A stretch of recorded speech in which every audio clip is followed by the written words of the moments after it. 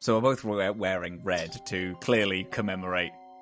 We're both wearing red to commemorate the historically red video game covers associated with the Dragon Age series. Yeah.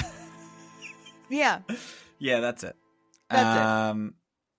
And give, thanks to Kirkwall and to represent the tainted blood drunk by Earth's mightiest heroes, the Grey Wardens. Yeah, protect and us. red lyrium, or occasionally angry lyrium. Red lyrium. Oh, hey gang, count it. Under a minute before Dillin had to attack the Veilgaurd in some way. We're not even talking about the Veilgaurd today. No, we're not. We're talking about Dragon Age. The whole series. We're wrapping it up. Yeah. Yeah. It's exciting. I'm a little bit nervous that I'm going to cry.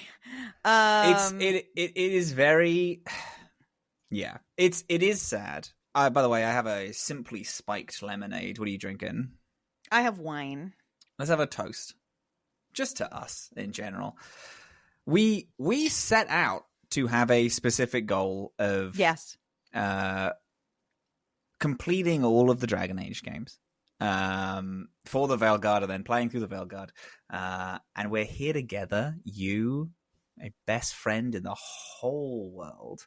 I'm so stupid honored. I know I've already done this with the Trespasser, but I still am so stupid honored because now it's officially like what would be the end of this podcast if we didn't have so much fun finding an excuse to talk to each other every week and decide, oh, well, let's just keep doing this and play Mass Effect afterward. And you know what is the most special bit about the fact that we are no longer going to be able to play any Dragon Age games? What? We can now talk about Dragon Age casually to each other. Whenever we want. A thing that we haven't allowed ourselves to do at all. And it has been actual hell for me because we start talking and then we say, can't talk about it. We have to wait till our opinions are content. And unfortunately... We opened up our call today with me saying, hey, how you feeling about Mass Effect? Oh, darn, we can't talk about it. We can't talk about it because I have already played the prologue. Yeah. But I love you very much. I love you so much. The thing that I think hit me really hard was today I was listening to the episode we just posted, which is the last one. And realizing that like you were just excited about this series, like you were excited about my favorite game, which is just like, it's so magical to be like, hey, this is a thing I've been obsessed with for such a long time. I've gone through like so many stages of obsessed with it. I've written fan work and I've, done exchanges and fundraisers centered around this game. And I've just like lived so many lives within this series. I have so many wardens. I have so many champions. I have so many inquisitors. That are all very, very real and important to me. And then to bring this to you and show it to you and not only have you actually play it, but like think about it with me and talk about it with me and like get like buy in. It's just like, that's why this friendship is so special because you, and I care about the things that are important to each other. And that this was like such a like prime example of that. And I just love you so much. And I can't believe that we did this and we completed it and that we get to now turn the tables a little bit. And I get to play something that I've never played before. And I'm really nervous and excited. Yeah. Beautiful. Anyway, cheers. Clink. Think. Love you. Yeah, so I got a little cringe in our last one, which I just got so excited about my Hawk Dragon Age fan fiction. Your fan fiction, yeah, which I would read. Yeah. It's the coolest shit in the world. Yeah. Yeah. No. Hawk going to kill Solus is best shit ever. Right. So this is fun now because now we don't necessarily have like a thing to talk about. This is just us talking about Dragon Age. About Dragon Age, the series, about Dragon Age series as a whole. So I have a question, I think. Okay. If you could have one NPC if you had one NPC come back in a different game, and be like a companion, who would you pick? Or just come back and be like a kind of integral part of a team? Yes. So I have a couple of these. I get why he wasn't an option to bring back. I think it probably would have been pretty complicated given the amount of different endings he can have. I always wanted there to be a Zevran Aranai like quest, officially, not a war table thing, but like a thing in Inquisition where we could go and like interact with the crows, especially because we work with House Antiva so much throughout Inquisition. I think like ending that possibly with a quest with him would have been really, really strong. I definitely wish that I appreciate whatever they were trying to do with the shadow dragons, or whatever. If Veilgaurd had been a Dragon Age game, I think that Dorian and Mayveris should have been like two of your advisor kind of stand-ins. They should have been like people I was going to all the time. In fact, I would have taken that over seeing the Inquisitor at all. Like let the Inquisitor maybe show up at the end. Keep the concept of the letters where the Inquisitor is helping the South while you fight for the North. But here in the North, Dorian and Mayveris Talani are right here, and Dorian has worked with the Inquisition, knows Solus. Mayveris and him have fought corruption in Tevinter before and are currently doing so. They make so much sense, and there would be so much juice there.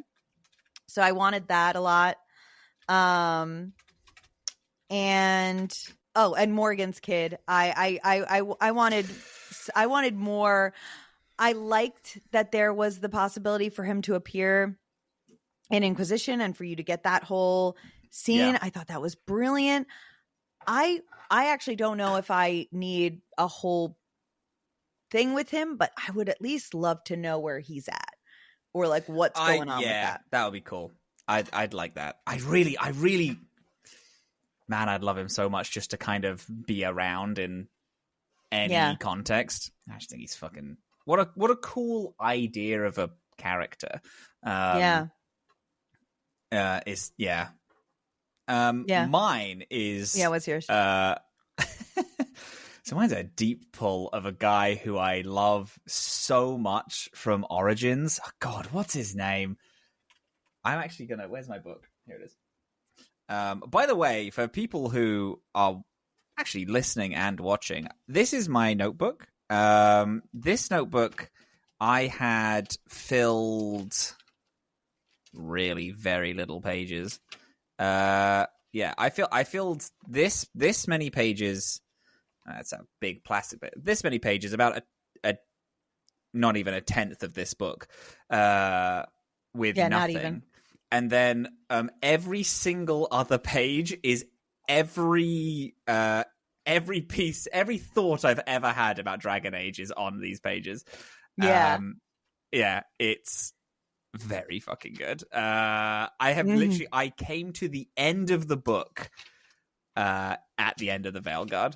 I timed God, it that's perfect. absolutely perfectly, and I'm just, here we go, Alienage.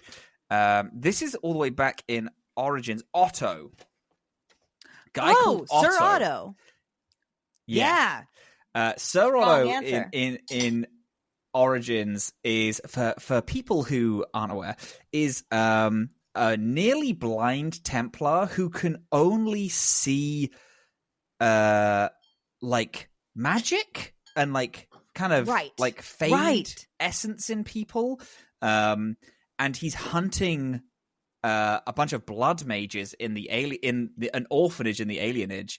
And he dies at the end of this quest, but he's so cool. He's so sick. Just like a nearly blind Templar who is hunting mages and can see mages through his Templar training is something that if not him, I wish they touched on again. Yeah. Heavens. Bringing that would be the coolest thing in the world. I think actually that's a possibly more interesting question. What concepts kind of got brought up in earlier games that you wish got brought back more? Like that as a concept, like Templars being able to like physically see and feel. Yeah. It's not even a concept, but the like Legion of the Dead, we had a companion in Awakening who was Legion of the Dead, the dwarf group, and I wanted maybe not even her, but that group to make more of an appearance. Obviously I wanted the Architect to be in it more. Of course, yeah. You wanted the Architect, wanted so bad for sentient community of Darkspawn to be a thing in these later games, because there was a community of Darkspawn that had commerce and like currency and an understanding of I heard parkour out. I know. I gotta check on this damn ass cat. Cat hates Dragon Age apparently. So yes, so the Architect obviously, and also with the sentient Darkspawn, I was thinking like the original trilogy at least like wants to play with this like gray morality, especially around the concept of the Wardens. You want to really test the morality of the Wardens? Do a plot line where they have sentience arises in the Darkspawn, because it's a whole question of like how far does that sentience go? Do they have family units? Do they have like community? You know, clearly Dragon Age franchise is good at making different cultures and how different like groups work. That isn't like your standard, you know, familial unit. And I would love to have them take a crack at it is a group of like dead that it's like, do you remember who you were? Like this body, the shell, do you remember? Do you remember like I don't know, it's just there's just so much stuff that could be really cool in asking those questions. And it's a thing where it's like I don't know. I it's one of the main things I wanted in the Veilgaurd is like it's been long enough for it. I mean, Darkspawn started creating community in what 6 months? Yeah, I mean, about a year and a half is when the Architect started doing the stuff. So about a year and a half, they started. You know, again, they were trading with like just a human guy who, and that's just so cool. And I would have loved that to be pushed more. And They went different angles with things, and I know that, I know that's obviously I love that, and that's fine. And you're going to have Darkspawn in all of them because they're such a huge threat in the world, and you don't really have time to tell those stories. But I feel like you could. I that's just. What I feel like wanted. you could. I feel like you could. Maybe. Yeah. I feel like you absolutely could. Like you wrestle with, so like, let's say they don't, the architect or someone else carries on the architect's work, does this again, the Darkspawn start to rebuild a sentient population. And then let's say a bigger threat than the Fade Rifts happens. We'll pretend that the plot of Veilgaurd felt like a bigger threat than the Fade Rifts. But whatever it is, bigger threat is happening. And the sentient Darkspawn are offering to help. Yeah. And it's them or the Wardens that you get to choose between. That would be fucking crazy. That would be especially in a story like the Veilgaurd, where it's like, let's take it as true lore. There are these old elven gods that have got this like worse version of the Blight, and that's what the Darkspawn's like bargaining chip is like, that's like, Grey they Wardens can't hurt us with the Blight.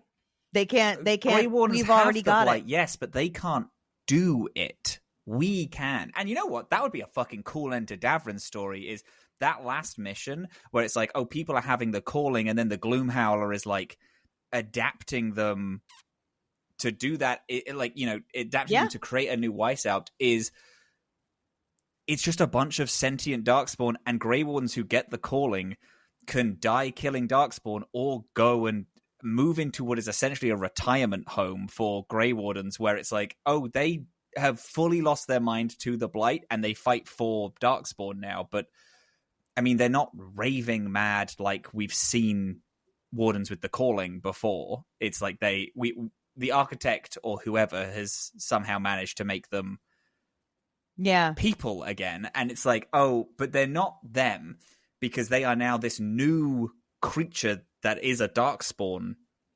So the Grey Warden version of themselves is dead. Whoever that person was in life has deceased.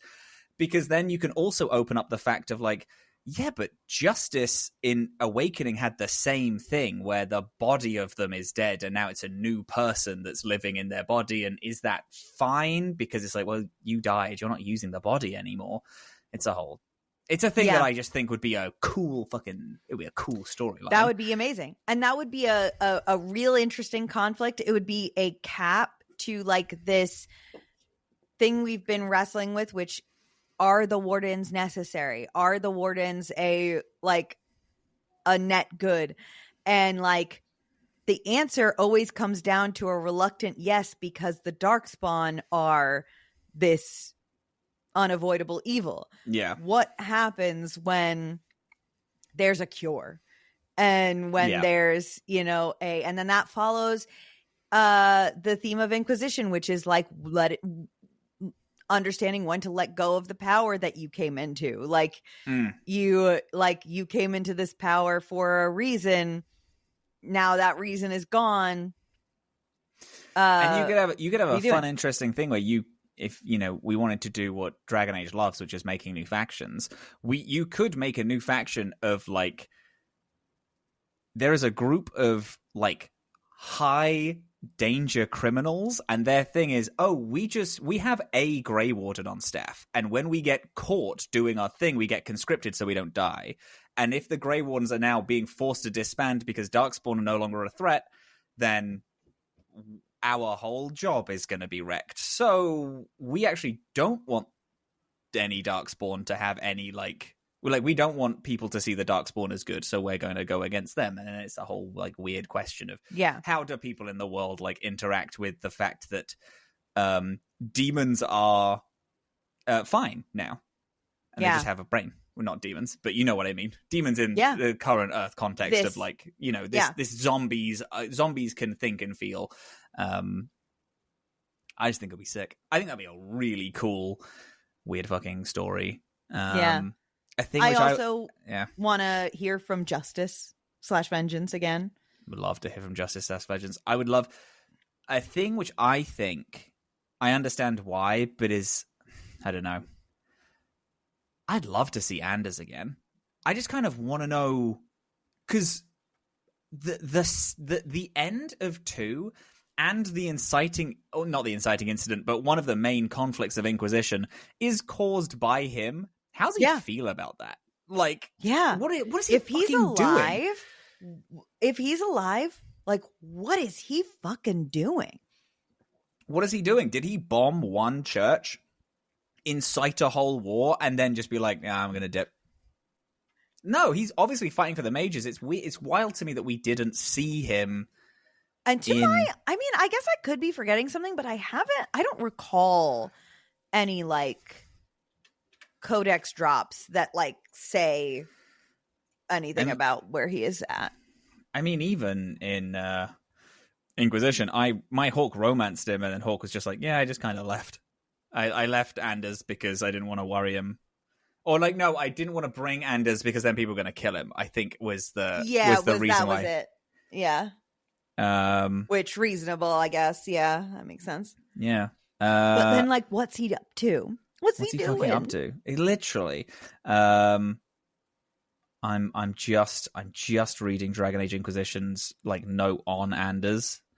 Apparently, if Hawk survives and travels to Weishaupt, Varric says that Anders will reunite with them if Justice hasn't driven them mad or he hasn't been killed.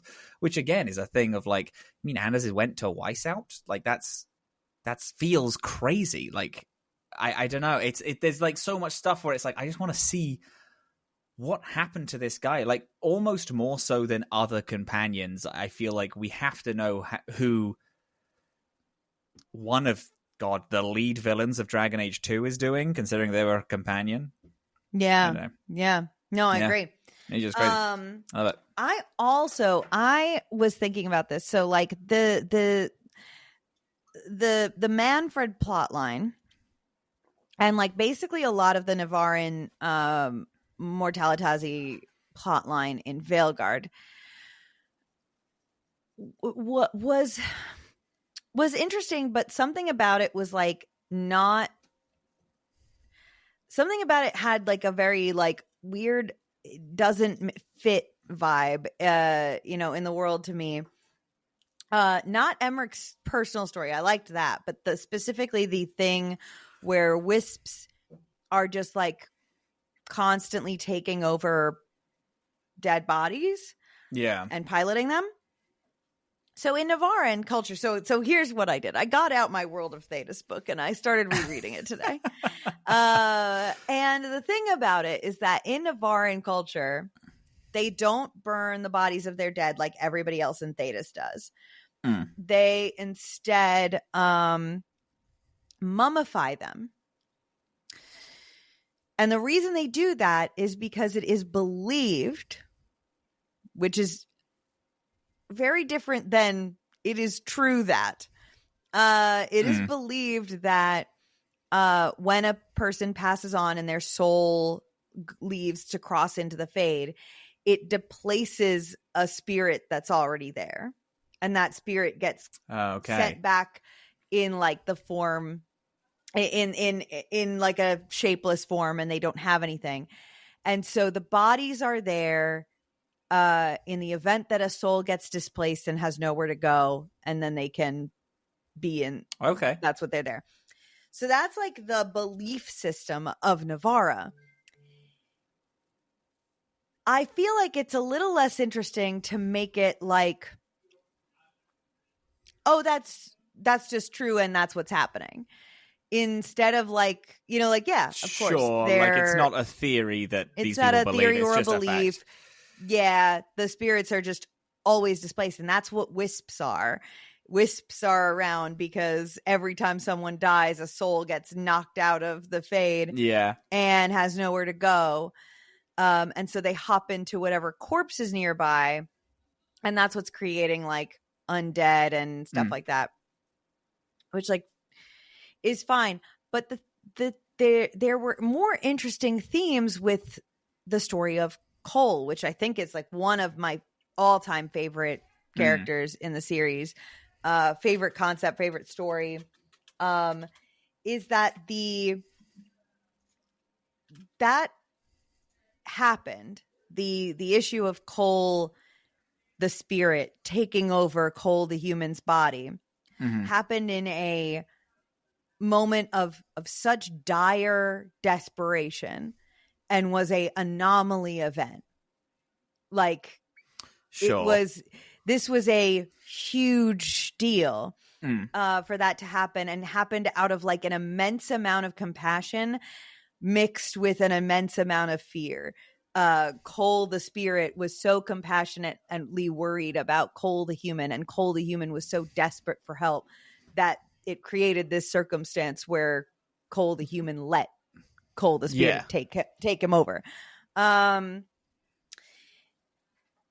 I want there to be more importance around like that as a concept. Like, I would love to, like with something like, if they wanted to give me a story like Manfred's, instead of it just being like this wisp of curiosity hopped in here and now this is our pet, like what was this spirit so desperately curious about? Yeah. And why this body? Yeah. To give us like a more, I just like I want to know more about that concept and the implications of it, and like what it takes for a because in all other instances too, we've always been told that like when a spirit leaves the Fade and is twisted into something other than it twists it into something other than its purpose, and that is what turns it into a demon. And that didn't happen with Cole, because compassion was jumped into Cole in an act of compassion, and was then allowed to stay who he was. Yeah. And so like I just want more of I want more from that whole concept of like spirits who defy the rule that they have hopped out of the Fade and into the real world, but they didn't get twisted. And here's why. They didn't get turned into demons. Here's why. And that's something that I would love to see more of. There's a little bit of a lot of the stories in the Veilgaurd it's like we talked about this, in our Act 3, conversation of like they just kind of introduce something and then immediately solve it, where it's like some of the stories I would like to have just sat with for a while. I sat with and then kind of gone, like kind of being like, okay, but what is that? Like, what are we doing? Yeah. We talked about Emmerich's, bar none the best of the companion quests, but still, it's like I would have liked to talk to him more about what being a lich entails, talk to him about him and, Johanna's kind of history and past. And I would like to ask Davrin, like, what his thoughts were on giving the Griffins back to the Grey Wardens versus releasing them in the wild. His opinion on that, yeah. And that's the thing, is like in other Dragon Age games, specifically Inquisition, actually, a lot of the decisions, the big decisions, you can ask a relevant companion member if you have them with you, just like, what do you think about this? And then they'll suggest something, and then you just have like someone's opinion. Or even in most other Dragon Age games, people will pitch, like one-line pitch their like, I actually don't think this is a good idea, by the way. Right. Or just like, oh, we should definitely do that. And it's a thing in this where you're just kind of asked, hey, what should we do? And I would have liked the relevant party member who I'm speaking to be like, actually, I love the Grey Wardens, but I don't think they should get the Griffins. Or like, oh, hey, I think that this is like, what we were talking about when you said, I actually don't think that we should put this like new breed of animal into war immediately. As soon as they're like refound, we should let them be free. And it's like, it's like if I had Tosh with me, they would have said, yeah, maybe we don't give them to maybe we don't give this new fresh animal that's so critically endangered we can count on one hand how many are alive to a group of people who are just about to fight a war. And stuff like that. I would have liked to have talked to them more about stuff. I do. I thought of another one that I, in general, would have liked to see have been in any of the other games. The Sylvans. Oh, yeah.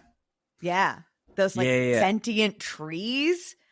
Like hints that we see in Origins. Me the rhyming tree back. I love that guy. Yeah.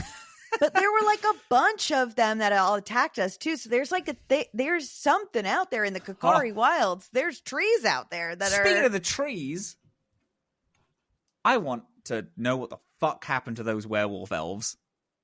Oh my god. What I wouldn't give for the best mission in Origins, one of the best missions in Origins. One of them, yeah. Yeah, what I wouldn't give to just be like, what happened to those guys actually? Whatever happened to those guys? Yeah. Oh my god, that'd be incredible. Yeah. Truly. Yeah. Do you have favorite mission from Origins? One second, I gotta consult my notes. Consult your notes. Cat jumped up at me. Yeah. All right. Are we allowing Awakening? Is Awakening involved in the... Yes, babe. Anything that we did on this show is included. In Origins, though? Mm-hmm. Yeah. Yeah, it's part of Origins. There we go. Oh, I mean... Okay. I can personally appreciate that Ozamar is great. It was a tad too many politics in a world that I didn't belong. So I don't think that's it, but I do want to give it honorable mention as it's a mine, genuinely so very good quest, and I figured it would, and I wanted to just like couch. Yeah. I loved the Brazilian forest. I thought it was so peak. Damn. I mean, it might be like the final mission against the Archdemon is so excitingly peak to me. That whole final mission is really strong with all of your teams coming together. Yeah, and it's the cool world when you're coming seeing together. all the gang, and you get that new warden who's like, hey, I should tell you, you're gonna die, right? Duncan told you that? And you're like, oh, for fuck's sake. You're like, no, he didn't. No, like, of course he didn't. He was kind of desperate. He didn't tell us fucking anything, actually. Neither. And then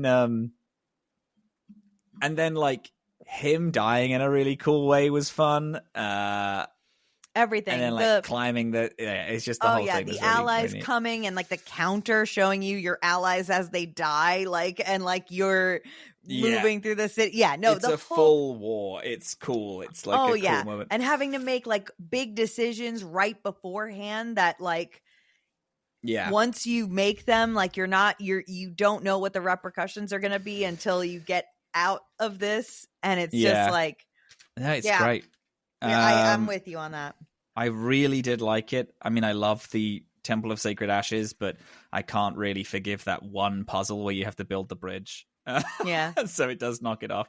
I do like the Deep Roads, and I really like Branca, but again, the first part of the Deep Roads, it's tough for me to forgive it. It's It's a toughie. I mean, I fucking loved literally all of Awakening. I know that you didn't, because we talked about this the other day, I think off mic, but you were like that you just didn't. It just, this time around, it just didn't work. Well, it didn't work because I had to play a new character that I had no connection to because my warden died. Yeah. And that was just like kind of a rough start to it. Yeah. No, it's got to be the Brazilian Forest, because in that you get the Sylvans beforehand. You get the Hermit who like builds you a backstory beforehand. Yeah. There's cool, weird werewolf stuff, and I know that we talked about this for ages, but I think it is a genuine decision where you can side with either team, and I'd be like, yeah, that's it's fair. a good morally gray choice. Yeah. It's got a lot of cool, weird fucking lore. You get elf lore. I can imagine if you're a Dalish elf warden, that it's so crazy to come back to that's your crew, right? Is that am I right in saying that that's your team, or is Correct. your team? Yeah. I can imagine it's fucking crazy being like, wait, what do you mean there's a bunch of werewolves knocking around my old camp and then trying to deal with it? I just think that's so fun. What do you mean my keeper has been lying to me my entire life? That like it's not just like this random guy lied to his people. You got lied to in that case. Yeah, being an and elf. you also learn a lot about elves and Tevinter, and like the fact that's where it's like, oh, elves used to be immortal, and then Tevinter Magus just kind of stole that from us, and it's like, oh shit, that's crazy. And it's like everything is just so. There's like a bunch of fun tiny quests. You can get two people like shacked up there, and then you get Win backstory.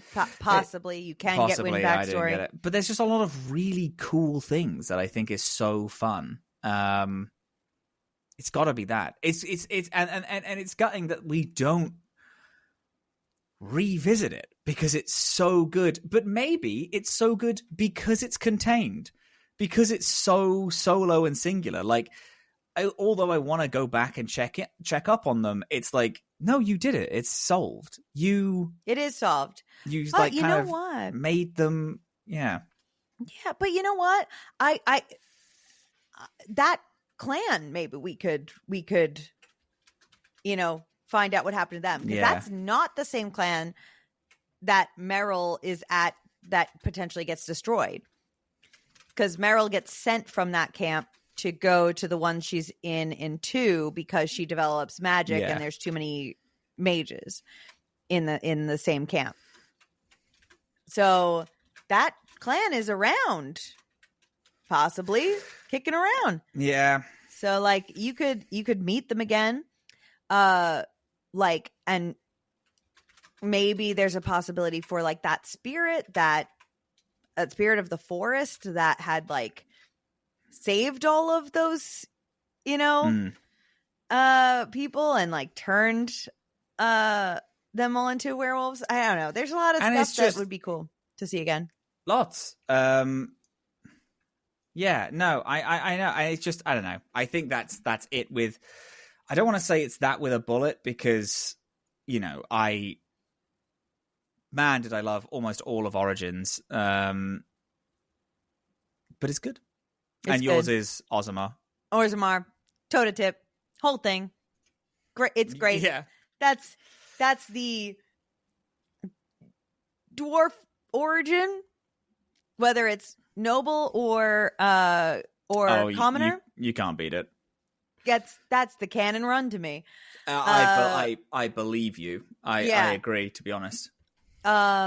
It's so strong. The lore drops are constant. The horror of it, the build up to the broodmother, the tragedy of the broodmother, having to fight the broodmother, knowing that the broodmother is a victim and a tragedy, like, oh my god. And you have the quest where that woman's son is being trapped in the deep roads, and you go and you find to have gone insane, and if you talk about his mum too much, he tries to kill you because he doesn't want to hear about it. Yeah, because he's had to eat Darkspawn to survive. And so he's got like a weird version of the blight where like he's got it's like, oh, it's so good. And then the proving and the Orzammar politics and like learning that like Orzammar, so like it's like this game has kind of lost its way a little bit in showcasing, like, because like the dwarves are also like a very wealthy culture to the point where Orzammar is a caste society. Yeah.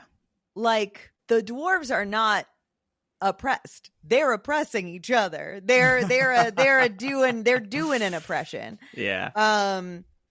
And like, and we could have had development in that.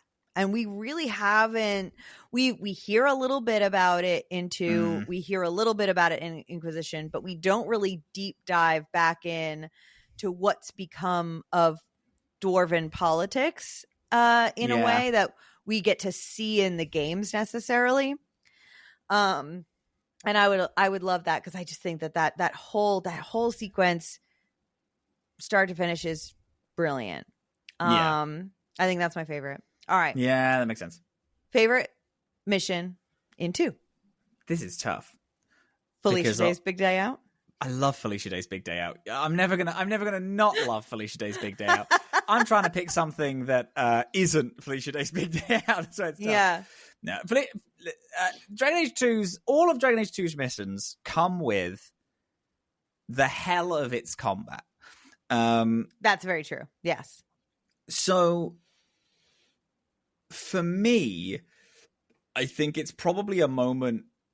It'll have to be a moment where it's like the game really like got me, and it's either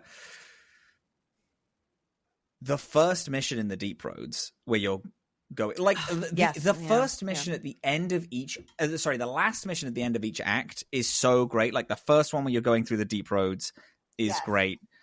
I agree. The Quinari storming Kirkwall is really great, and also I think the Mage Templar War is also really good.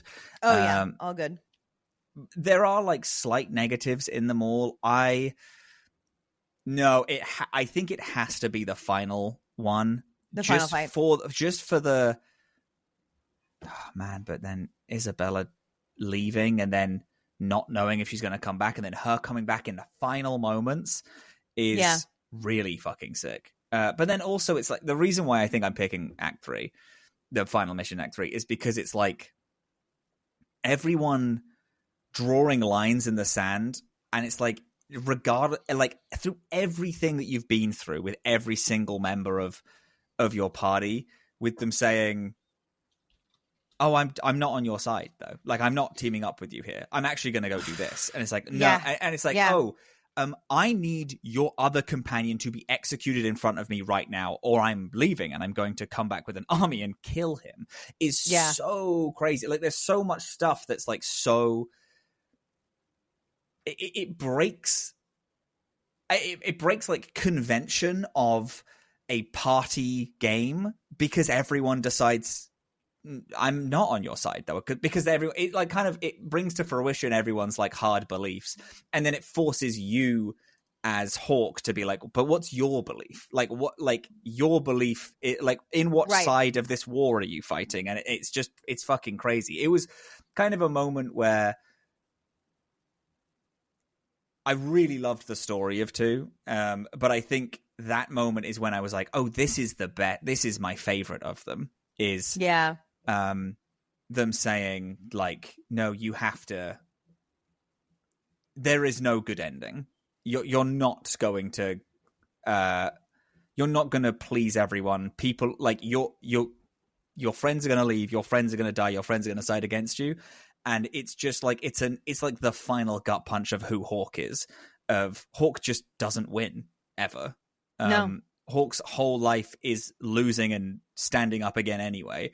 And the final mission really like hard solidifies that in but then again, seeing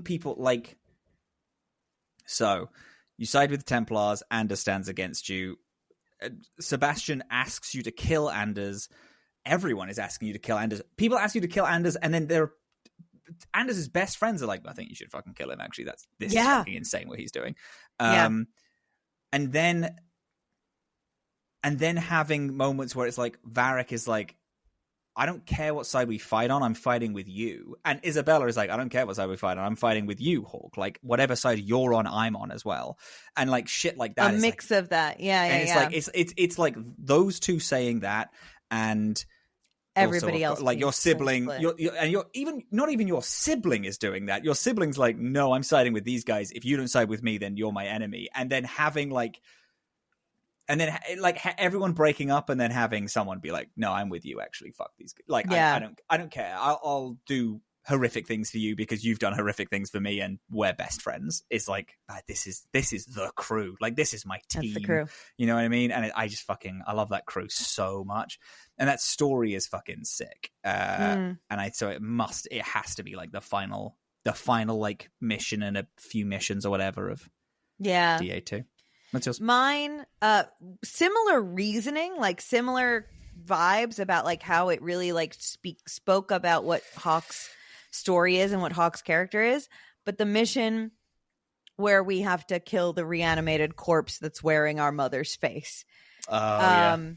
I think that is always one that I always am dreading it in a positive way, because I know it's gonna upset me, it's gonna scare me, and it's gonna like make me feel things, because this is like, okay, this is the last thing that Hawk has lost. And now you've got a house. Yeah. Great. You've got money now. Great. Your family is gone. Your sister is either dead or locked up in essentially a lifelong prison. Your brother is either dead or a fucking cop. Yeah. Like you're in a your uncle abandoned you and your entire family. You had to do crime to get anything, and now you've inherited the family home, but mom's dead, and you had to kill her. And it's that whole thing. And so it was like the serial killer quest starts in Act 1 and your mom dies close to the end of Act 2, I think. And it's like, you had the chance to stop this, but you didn't. Like another like weird gut punch of like, hey, you know that guy who you've been hunting and failed to do so? He just so happened to pick and kill your mom. And it's like, man, his life is just bad. Yeah, it's bad. And then that also triggers the moment where all of your companions come back and visit you at your home and come and check on you, which is also like such a it also defines that this is not like a random team of people. These Origins and 2 are found family stories. Inquisition and Veilgaurd are not. Oh, yeah. 2 is you have no one. Your family either abandoned you, died, some amalgamation of the two. You have nothing.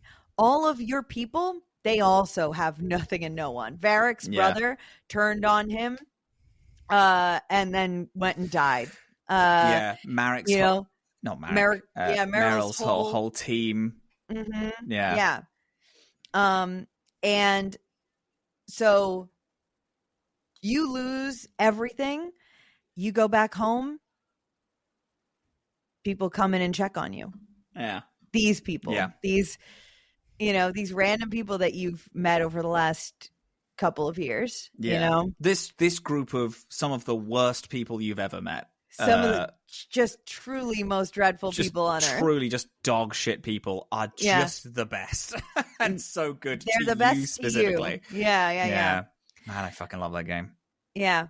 So that's it for me. All right. Best mission in Inquisition. It's gotta be either Wicked Eyes, Wicked Hearts, or in Hushed Whispers, like, jump to, you know what, it's in Hushed Whispers. If I'm to think of, like, it's mission 3 and is so stupidly good. You time travel a year into the future and find that everything is wrecked because you weren't there specifically. And it's like, oh, I have to win. And then you see you see a bunch of your old companions who are scarred, tortured, burnt, and don't want to talk about it. Especially like Liliana's reaction of like, it's pointless me talking. It happened. You're here and I'm going to die because you're going to go back in time and make it so I don't exist. So what's the point of me telling you what happened to me? Because it's not even like I die and I can have a funeral. I'm not going to exist in a few hours. And acknowledging something that very few like time travel and like kind of shows acknowledge to me, which is like, yeah, if you end this timeline, we don't live. The versions of us that have been created, we die. We cease to exist. Yeah. So, and you are talking to me right now like this is make-believe. We actually lived this last year. Like, we experienced it. So stop fucking talking to me. It's annoying. Like, I don't want to hear you talk to me in hypotheticals. And that, like, anger that she has in the fact that you try to ask her what happened, is great. And it shows, like, it's just so good of, like, who Liliana is that she's so smart that she doesn't need it explaining. She's already figured it out. And she doesn't need you to comfort her. She withstood a year of torture, which she withstood years of torture back with Marjolaine. Yeah. Back before with her old mentor. And she had to do it again. And she toughened up and she just did it. She kept her goddamn mouth shut and she waited till the moment was right to kill those motherfuckers. And then she did that because Liliana is my wife. It's the fucking coolest woman in the world. Yeah. No, I actually will just kind of honorable mention saying Champions of the Just. I hadn't played it in years until we did this playthrough and I did that one. And I'm really glad I did because it really is a great quest also. In Hushed Whispers is going to still win as my number one for Inquisition. Yeah. But Champions of the Just is really strong too. Yeah. Cole talking to you, whispering to you, and like fighting for you in your own mind that you are trapped in. Like, you are being fought over essentially by two spirits. Yeah. One that has bad intentions and one that is a spirit of compassion.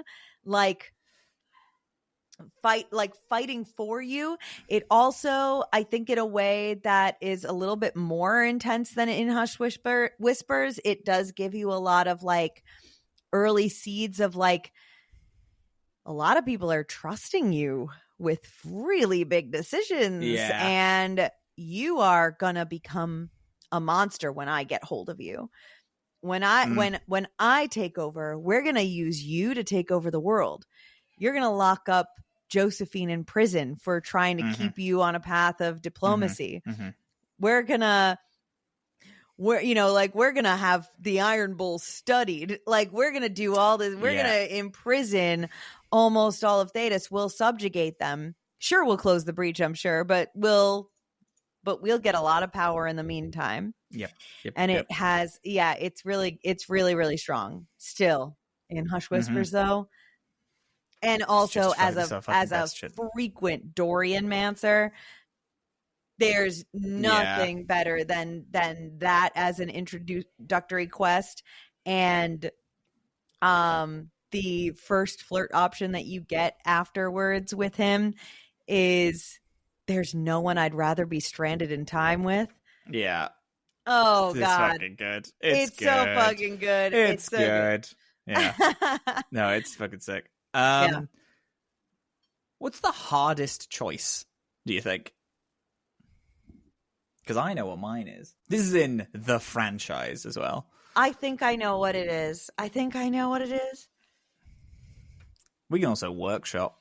I have two answers. I have a funny one and a serious one. Okay. Do funny first.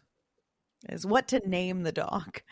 It's very you said it's tough. Darkspawn every time. But here's the thing, naming the dog in 2 specifically. Because I always name my dog in Origins Darkspawn. Yeah. But then what do you name the dog in 2? I named what did I name the dog? Barkley in Origins, Yeah. and then I named the dog in 2 Darkspawn. So mine was fairly easy, actually. Yeah, yours was good. Good. What's your real one? My real one is the Old God Ritual. Oh, that's a good one. Whether to do it, I think it's a really tough decision, and I think it's the best decision because it isn't an either this or that decision. It's a decision that has multiple layers, because if you're a female warden, there's no option for you to do it. If you're a male warden, you can do it. If you are a male warden who has romanced Morgan, then it becomes an easy decision. If you're a male warden who's romanced someone else, it becomes a tougher decision. If you are a male warden, if you are a female warden who has to convince Alistair to do it or you'll die, that's tough. If you're a female warden who's romanced Alistair, even tougher, because that's the only way that you're going to be allowed to be together. Mm-hmm. Is if this happens. Yeah. And he doesn't want to do it. Like, it's got so many different like layers to the choice that affect whether or not this is a tough choice or not. Mm-hmm. And I think it has a consequence that impacts the future games, like point. Yeah, it does. Yeah. Blank. Yeah. And that's a good one. I didn't even think of that. Yeah. I think it is. I think it is the best and hardest decision, potentially the hardest decision, definitely the most complex decision. Yeah, that is a tough one. Yeah, for some reason I didn't even think about that as a decision, because I went into Origins. I started this podcast knowing what I was going to do. So it's like I didn't even think about it as a tough decision. And you romanced Morgan. So your decision was easy. Just like, oh, am I going to fuck my wife? Yeah, like, I think I'm going to fuck my wife. Yeah, I'll have what she's having.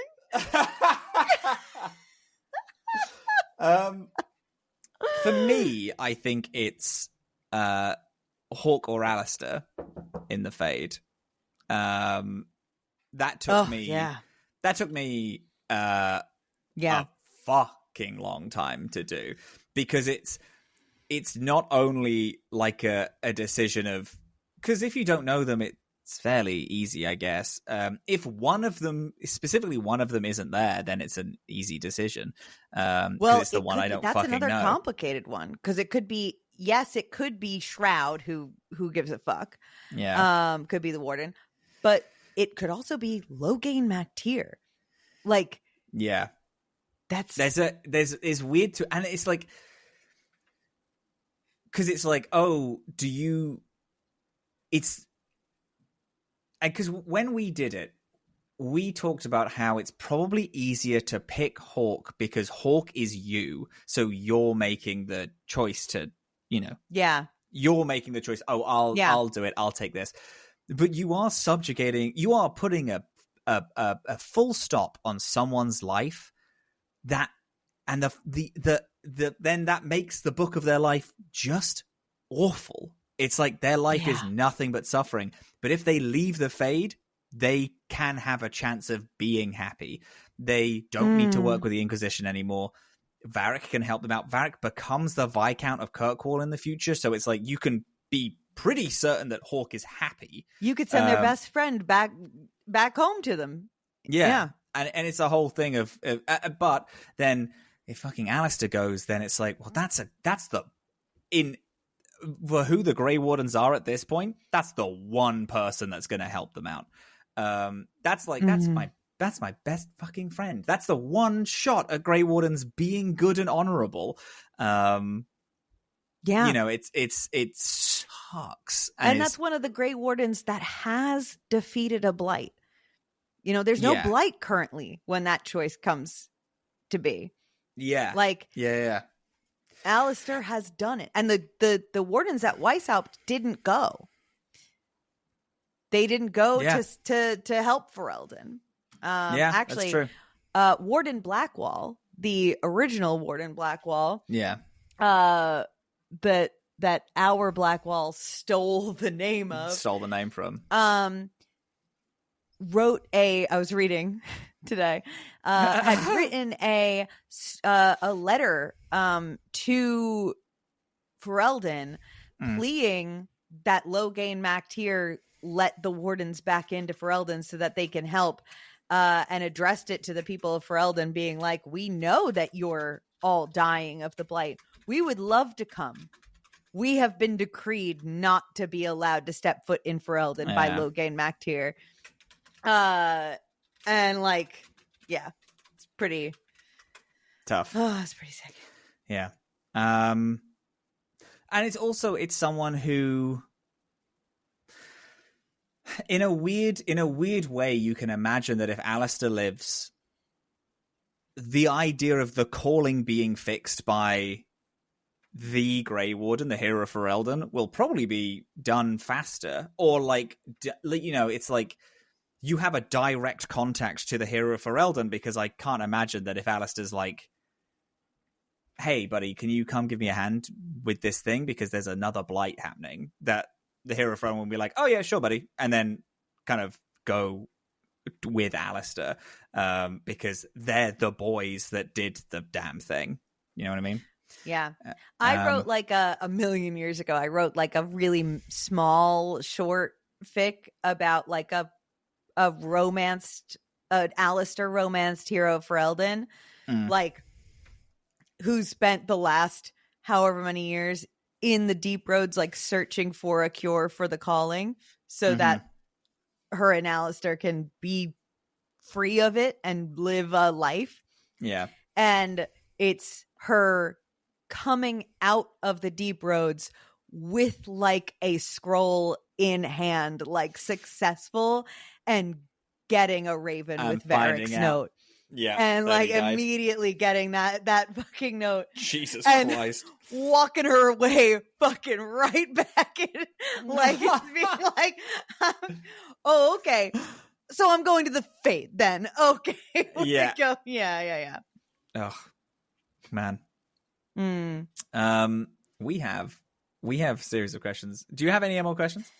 I'm sure I will, but yes, we have more. We've done a couple of these, but yeah. We have best companion in the whole series. Shit. Who did I have with me 100% of the time? Because it also has to be... I feel like I might have a controversial answer. What is it? Algren? Fuck you. Fuck you. I thought we were friends. What is this? It's a controversial opinion is all I'm saying. It's controversial. That's not controversial, because controversial would mean that there would be opposing sides. No one thinks Ogren is a good companion. No, that's why it's controversial, because you think he's the best companion and everyone else. You're standing against the tide. You're John Wick in this scenario. Oh my God. No. I just think mildly controversial, but I think it's Cole. I think Cole. How is Cole controversial? Cole fucks is so great. I think Cole is great, but I don't think he's a lot of people's favorite companion. Sure. I think there's, because Varric exists, and Fenris exists, and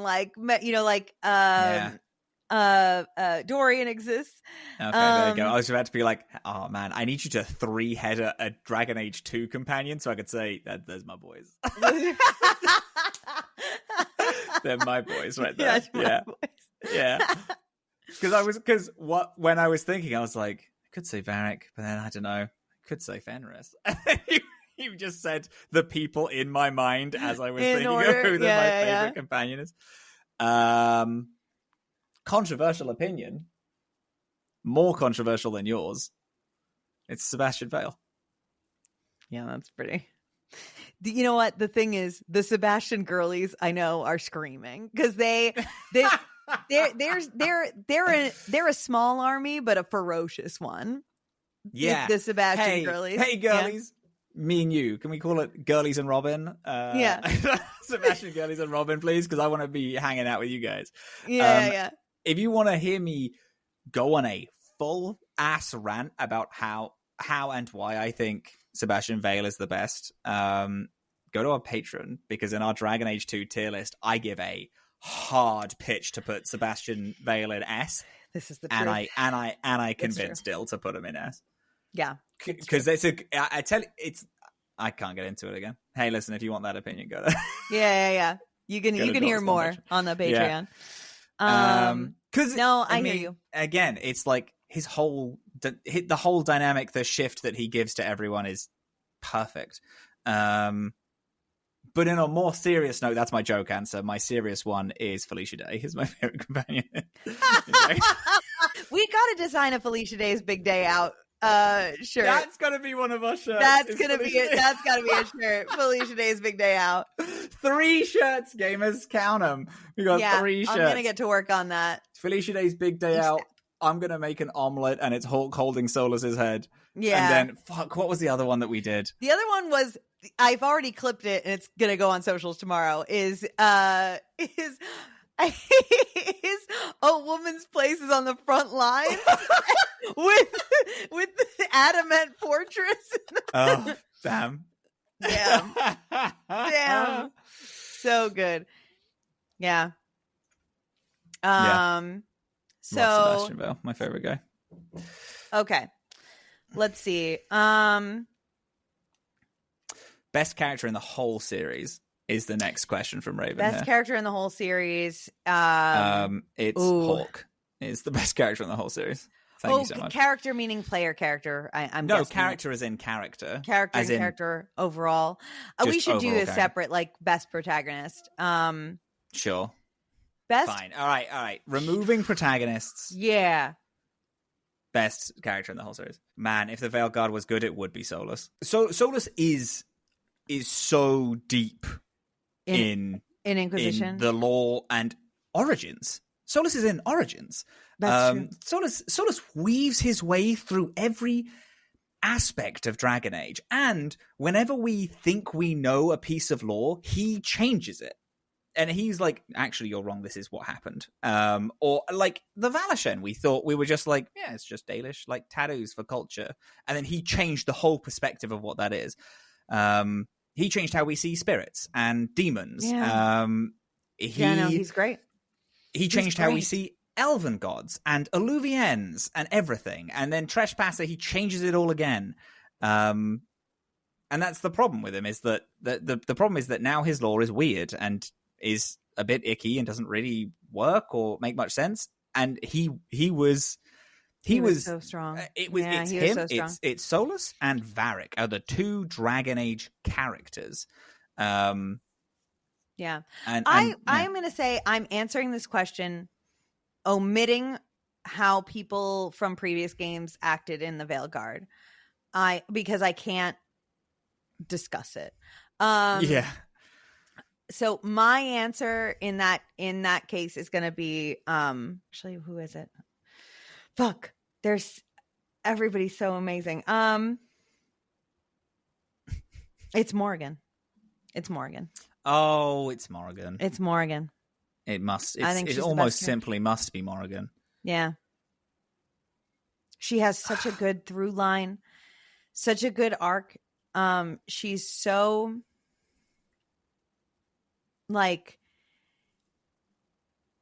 in Origins you meet her and she is so much more, she's so powerful and so confident until you poke at it. And then you learn that she is so insecure and so desperate for her mother's affection, love, and a sense of safety and trust. Yeah. and she's abrasive and cruel, but it's because she was alienated, because she was pushed away, and because she has had to fight for everything. And she's got an ulterior goal in mind. She's got a goal for her own survival in mind, and a goal to break her own curse, like her own family curse, this curse that's gonna one day come for her and place the soul of something in her. And then she does. She escapes it, and she unlocks ancient magics like that humans have never had access to. Mm-hmm. And then, depending, she fucking eats Mythal's soul anyway, and she's got the soul of Mythal within her,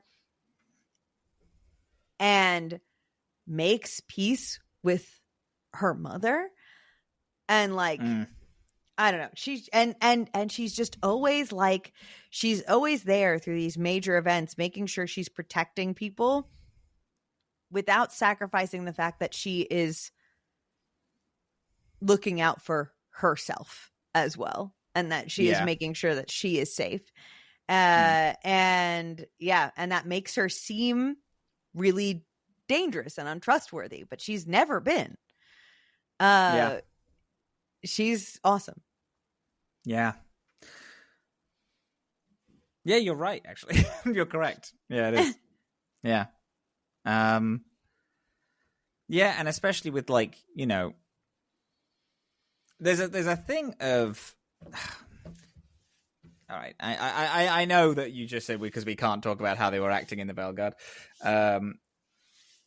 but it's a thing where when she appears in the Veilgaurd, which is exceedingly early on and then doesn't really do a lot, but she's also very pleasant and affable and still talks and is talking to people in a very kind way. And people are like, oh, well, because that's, she's grown from Inquisition and she's grown from Origins. And it's like, well,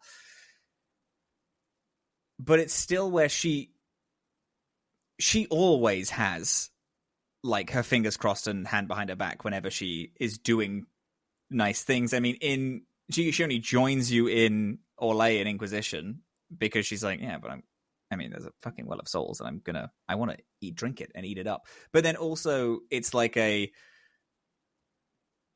you can kind of see, and it's the same with Origins, where you can kind of it's a thing which has stressed me out in these games where everyone has been saying, oh, the mages will always betray you. And Morrigan doesn't do that at all. Morrigan does not betray you. She just has a thing that she wants to do, and then she doesn't force you into it. She's like, you can do it and I will leave because this is kind of why I'm here. But she's doing it because she still helps because she's like, yeah, but it's my... Yeah. I want to help you, but she refuses to say, oh, I want to help though. And in Inquisition, she's doing stuff, and Liliana's like, she's fucking shady. I just don't trust it. And everyone's like, I just don't trust her. And then she's like, I want to help you. I just don't want to outwardly say that I want to help you. I want you to accept my help, and I will begrudgingly do it. But I offered my services to you. I want to be good, and I just can't be. And it's cool. And then it's really good. And you romance her, and she runs away, and she runs through an Alluvienne and goes into a fucking secret corner of the Fade to raise a child, and the fact that you can follow her, and I did, crazy, amazing, yeah. And she says the line, "I hate you so much." But then she also says the line, "You're a good man, Alistair."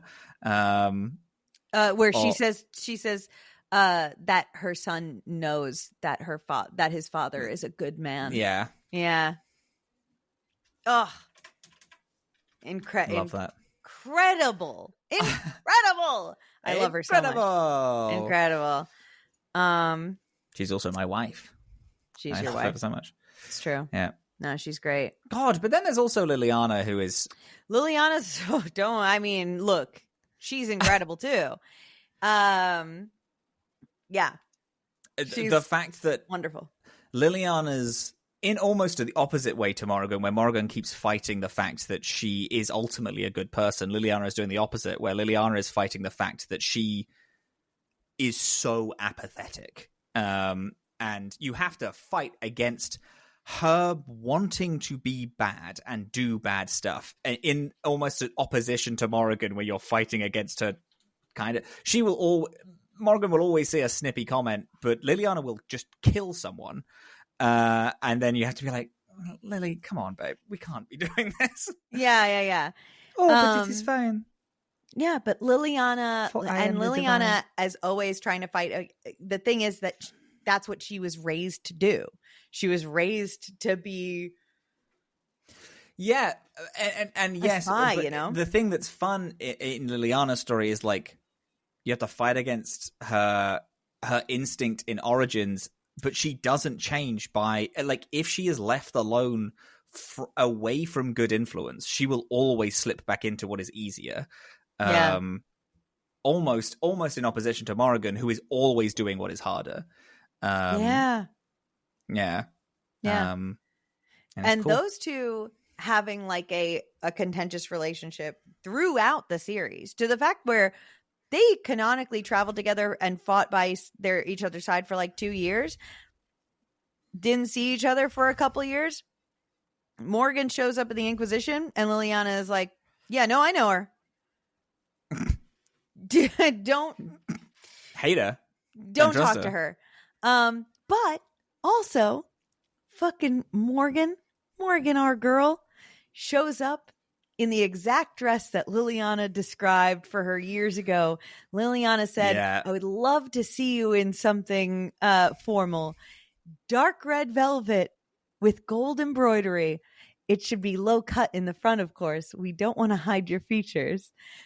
And Morgan, years later, was like, I need a formal dress. You know what? One was described to me once. Let's make it that. And wears exactly that dress.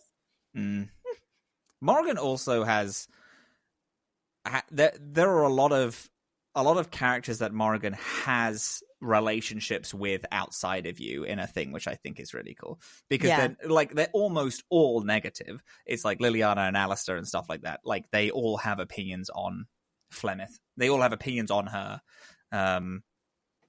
as someone, and it's the thing where you speak to them and they're like, oh, she's an awful hag of a woman, she's evil and I hate her. And Morrigan's like,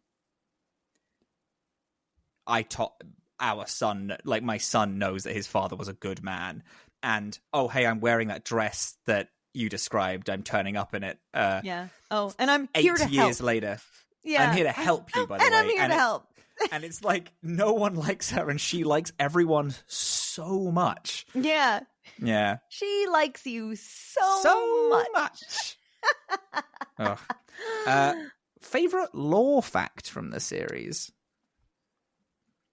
My favorite lore fact is that Kirkwall is the greatest city in the world. It's a pretty good one, actually. Yeah, it's pretty good. I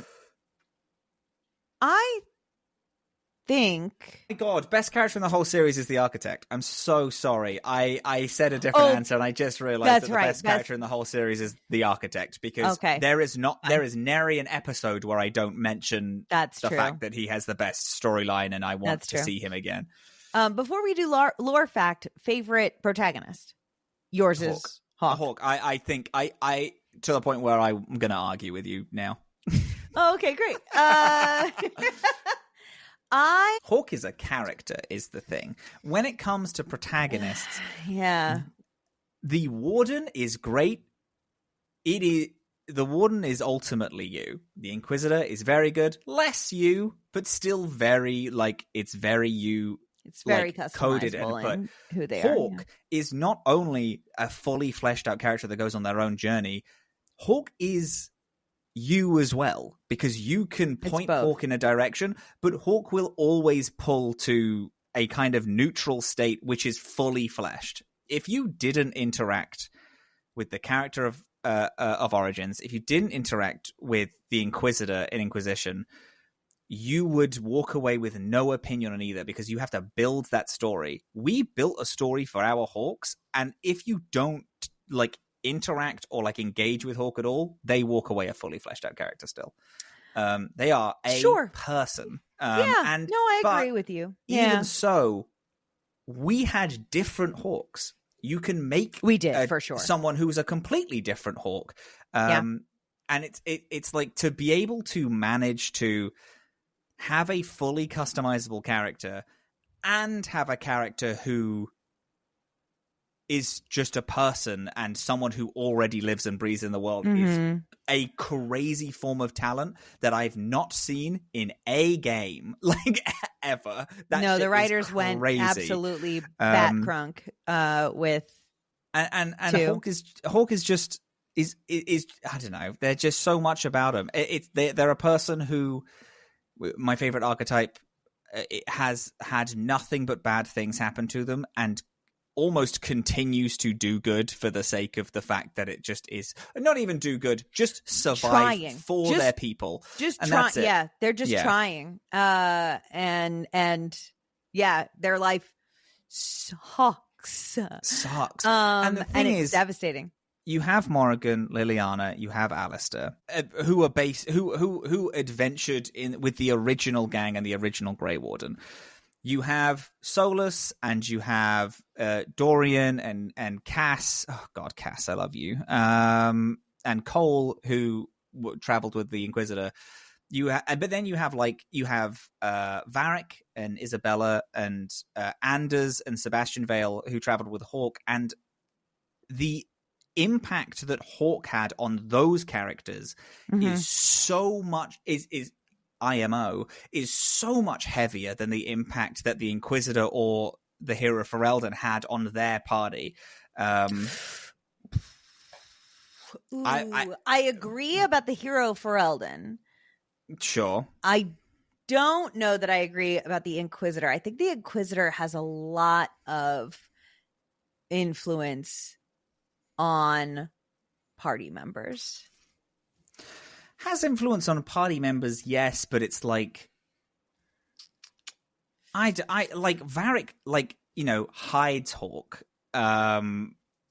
Sebastian still talks about them like in war table notes. It's like that the impact that Hawk had on their lives, rather because the Inquisitor has like the thing is about Inquisition is that those characters are full successful people in their field and, you know, go on to continue to be fully successful people in their fields because they're, you know, because they've been asked to join the Inquisition. It's a different scenario. It's like exactly Kirkwall, you're all outcasts who, and Origins too, you're kind of all like outcasts and people without a, you know, without a place in society. But Hawk like gives the outcasts the spark to fully like become the people that the Inquisition want to pick up. And it's just I think the impact on like the personal fire that Hawk lights in the people is I don't know, it's just huge. And I just think I don't know. I obviously get very excited about Hawk because I think Hawk is just the coolest.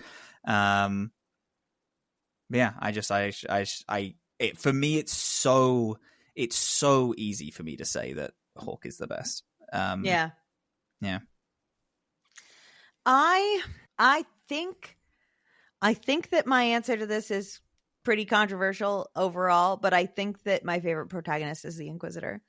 I think that the Warden is so customizable and such a classic roleplay character that you have to put into it a lot to make that character feel like a person. Hawk is kind of a swing in the other direction where they're so pre-written that you then also have to do a little bit of work to kind of make them your person. Otherwise they're gonna be who they are. And then the Inquisitor is kind of, to me, a bit of a balance in that. Like, I have a lot to customize. I have a lot to work with and a lot to work to role play with. But they also have a very clear theme, a very clear like journey to go on. Their story, like, and how they are tied to the events of the game is very emotionally engaging to me. Like, the fact that they literally don't have a choice. You know, like, I think there's somebody has a line somewhere in that game that's like, yeah, if I didn't want to participate, they'd probably just muzzle me and handcuff me and wield me around Thetis, throwing my hand at the sky. Like, because they need me. The only reason that they're letting me lead right now is because I'm playing ball, participating. Yeah. And like but the Inquisitor has just like such a there's a lot to their emotional journey. They have a good story, but they are still pretty customizable in a way that is like gives me a good chance to role play. So yeah, I think that's my answer. Nice. No, that's good. I understand. Yeah. I understand. I know. All right, so favorite lore fact is where we didn't answer that one. Yeah. Oh, there's just so much that. It's. I think the Titans, are really fucking sick. Yeah. And I would actually love to see more of them. Same. Or what was originally intended for them. I think these like secret gods that are still alive and just existing, and I don't know what the Titans are even doing, biding their time. They lost a war against the elven gods and are now there's a whole legion of dwarves that live, a whole city that lives and knows that the Titans exist, and everyone else thinks they're gone. And the Titans can actively give magic back to dwarves. That the whole thing is just so cool. Yeah. The implications of everything that happens is so interesting. I mean, truthfully, that's what I wanted. That's kind of what I wanted Veilgaurd to be. I wanted it to be that like Solus tears down the veil and now people who have not had magic suddenly have magic, Yeah. I mean, the art book has Solus resurrects a Titan that lived under that Manrathis was built on. Solus resurrects it to fight Gillenane, and that's fucking crazy. And just the coolest kind of idea of Harding almost single-handedly like bringing magic back because now she can speak to the stone. Cool idea in theory. It just doesn't. They just don't do it. And the problem is like I wanted that to be the story. The story. Instead, it's like the story was figuring out that that's what the story is.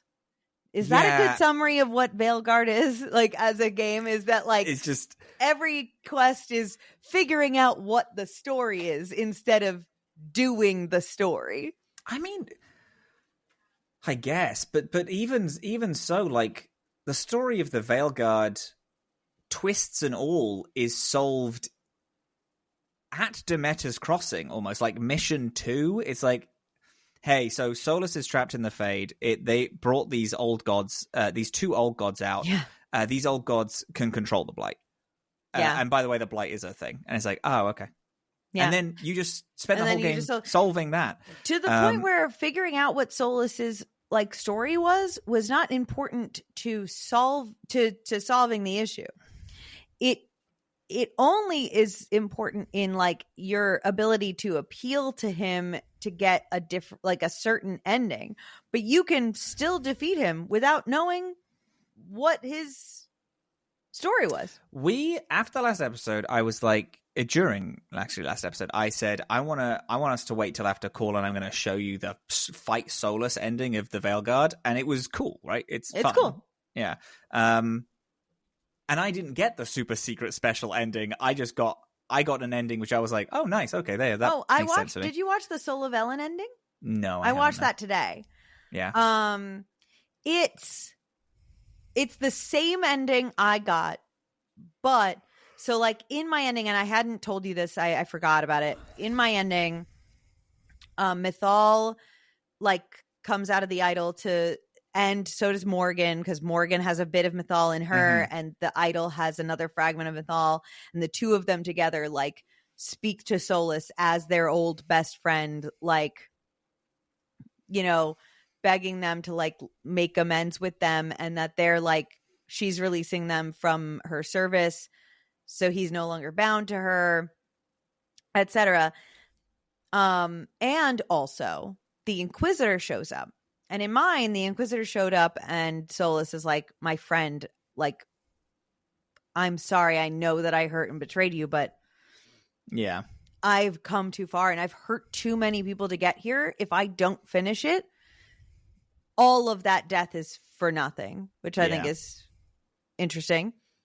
In the Soul of Ellen one, that all still happens, but then afterwards, and after Mythal convinces him to bind himself and make amends, Llewellyn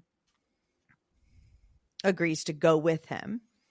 And that's like the real main difference. The other thing, though, is that the two of them talk a lot in Elven, which I did like, because that is a thing that I didn't love about Inquisition, is that like an Elven Inquisitor and Solus like never really, like, he spends all of Inquisition condescending to you about your own heritage.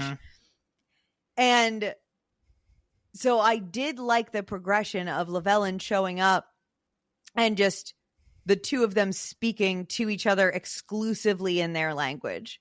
Yeah, that is cool. And I thought that was a good, solid, like progression of that story arc. Yeah. So I liked that, and then they go into the Fade together to try to calm the blight, I think is the goal, and do things to make up for Solus's past. Sure. Nice. Yeah. What's your favorite lore fact? Fact, not theory. Fact, not a thing that I assume about the series. Fact. I mean, it's down to interpretation. I mean, I guess you could do. Yeah, but I have a lot of things that get crossed wired, so I have to check myself. Yeah, sure. You have to untangle it. Yeah. But I think mine is the whole tranquil issue. The entirety of it. The fact that this ritual was created so that the first Templars that became the Seekers could get their abilities, and that it was discovered by the Templars, and like so this is an example of good Dragon Age like lore building, is when they draw, you know, inspiration from real life, and it's like, okay, a really powerful institution that maybe had the inception, the idea of it at inception was to keep people safe and keep mages safe and just prevent mages from accidentally getting turned into abominations and killing and hurting people. Maybe that was the intention, but in pursuing that intention, they got power. They had power over others, and then they obtained information on how to erase someone's free will. Yeah. And you give a cop the ability to erase someone's free will, they're gonna weaponize it. They're gonna do it, and they're gonna do it en masse. They're gonna do it over disputes, over like breakups. There are stories we encounter all the way back in Origins of like a Templar and a mage had a romantic relationship that ended, and the Templar, Jesus Christ, Yeah. There's all these kinds of stories of just like a mage talks out of line or whatever it is, and they do that. And then we have the tranquil solution gets proposed, where it's just like, this is just a punishment now that we just do when a mage breaks the law or acts out of line. Instead of putting them in jail, we're just going to make them tranquil. It's irreversible. Jesus. It's permanent. It's horrible. It's a nightmarish concept. But when you have a class of people who have abject control over another class of people, if a bad thing exists in the world, they will abuse it against those people. Course, and that is like I think it's one of those things where it's a horrible piece of lore, but it's my favorite because it is so relatable to real life, but fully bought into the fantasy world. Like there's no it's not a one-to-one, it's not a copy paste, but you can see it in our own reality. You can see the allusions to our own reality in it, even though it fully fits inside this fantasy world. And then to learn that it is completely reversible and has been this whole time, and that people in power likely have known this.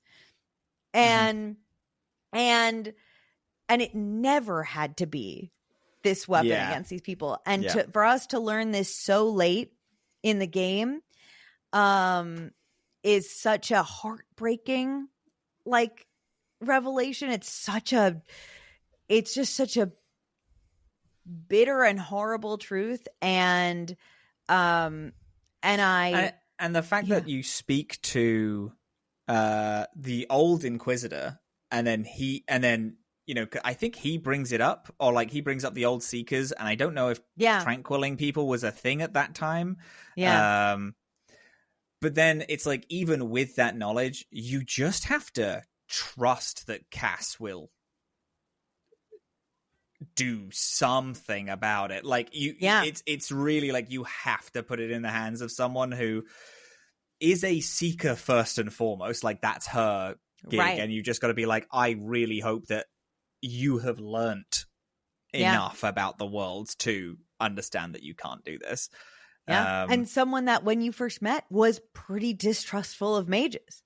Yeah. And the fact that it's that's kind of, again, going back to the old Inquisitor, that's his story, is that he put all of these building blocks up, and then when he left, it was found out that the foundations of those building blocks was him, and everything just crumbles immediately as soon as he goes. And it's and then with the knowledge that the same thing is going to happen to you, as soon as you leave, are you so foundational to this, to goodness in this way, that that if you leave, it's going to turn out that you're the only foundation, and everyone is just going to go back to doing the easiest thing to do, which is, for Cass, fuck it just stays the same. I'm making the Seekers again, and this was the thing that we all understood, and shit like that. Anyway. Yeah, that is cool. That's good. That's a real good one, buddy. So good. Actually, you know what? So our next question is, what was the coolest twist that any of these games took? And I'm going to say, I actually think it might be that. I think it might be the Tranquil. That's a really strong Tranquil twist. Being a almost man-made, manufactured thing is crazy. And being a manufactured thing that is completely survivable and completely reversible. Yeah. And does people not have know to how to do it. It's just no one does. They're just not sharing that information. Yeah, devastating, actually. Truly. I think I might agree with you. I'm just trying to kind of circle through some. What are huge twists in it? Valashen being slave markings is one of them. That is a huge twist. That's a big lore one. Yeah. I mean, Solus being the Dreadwolf is another big one, I guess. That is. No, it is, for sure. Flemeth being Mythal. or having the fragment of Mythal within her. That's a big one. That's crazy. That's a really big one, I think. That's a crazy one. Yeah. I mean, it's fucking Anders blowing up the blowing up. That might be the biggest Chantry. twist.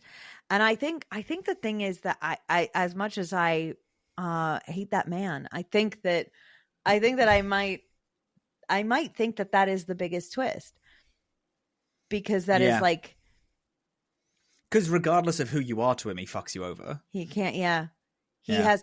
Which I do. I like. I hate him, but I love that in a character, is that like they're so convicted on this thing that there is no way to, to convince them. And it also brings up questions of like how much is vengeance in Anders? Like how much of vengeance is like almost controlling him? Like he has such blinders on that it doesn't matter. He's going to get his, and he's gonna get his by starting a war that kills hundreds of thousands of people. But who cares? I blew up a Chantry. I think is that because justice was the spirit that entered Anders. And then Anders turned justice into vengeance by having so much justified hate in his heart. Yeah. That he made justice into vengeance. Yeah. Yeah. There is also, I mean, the thing is that I think there's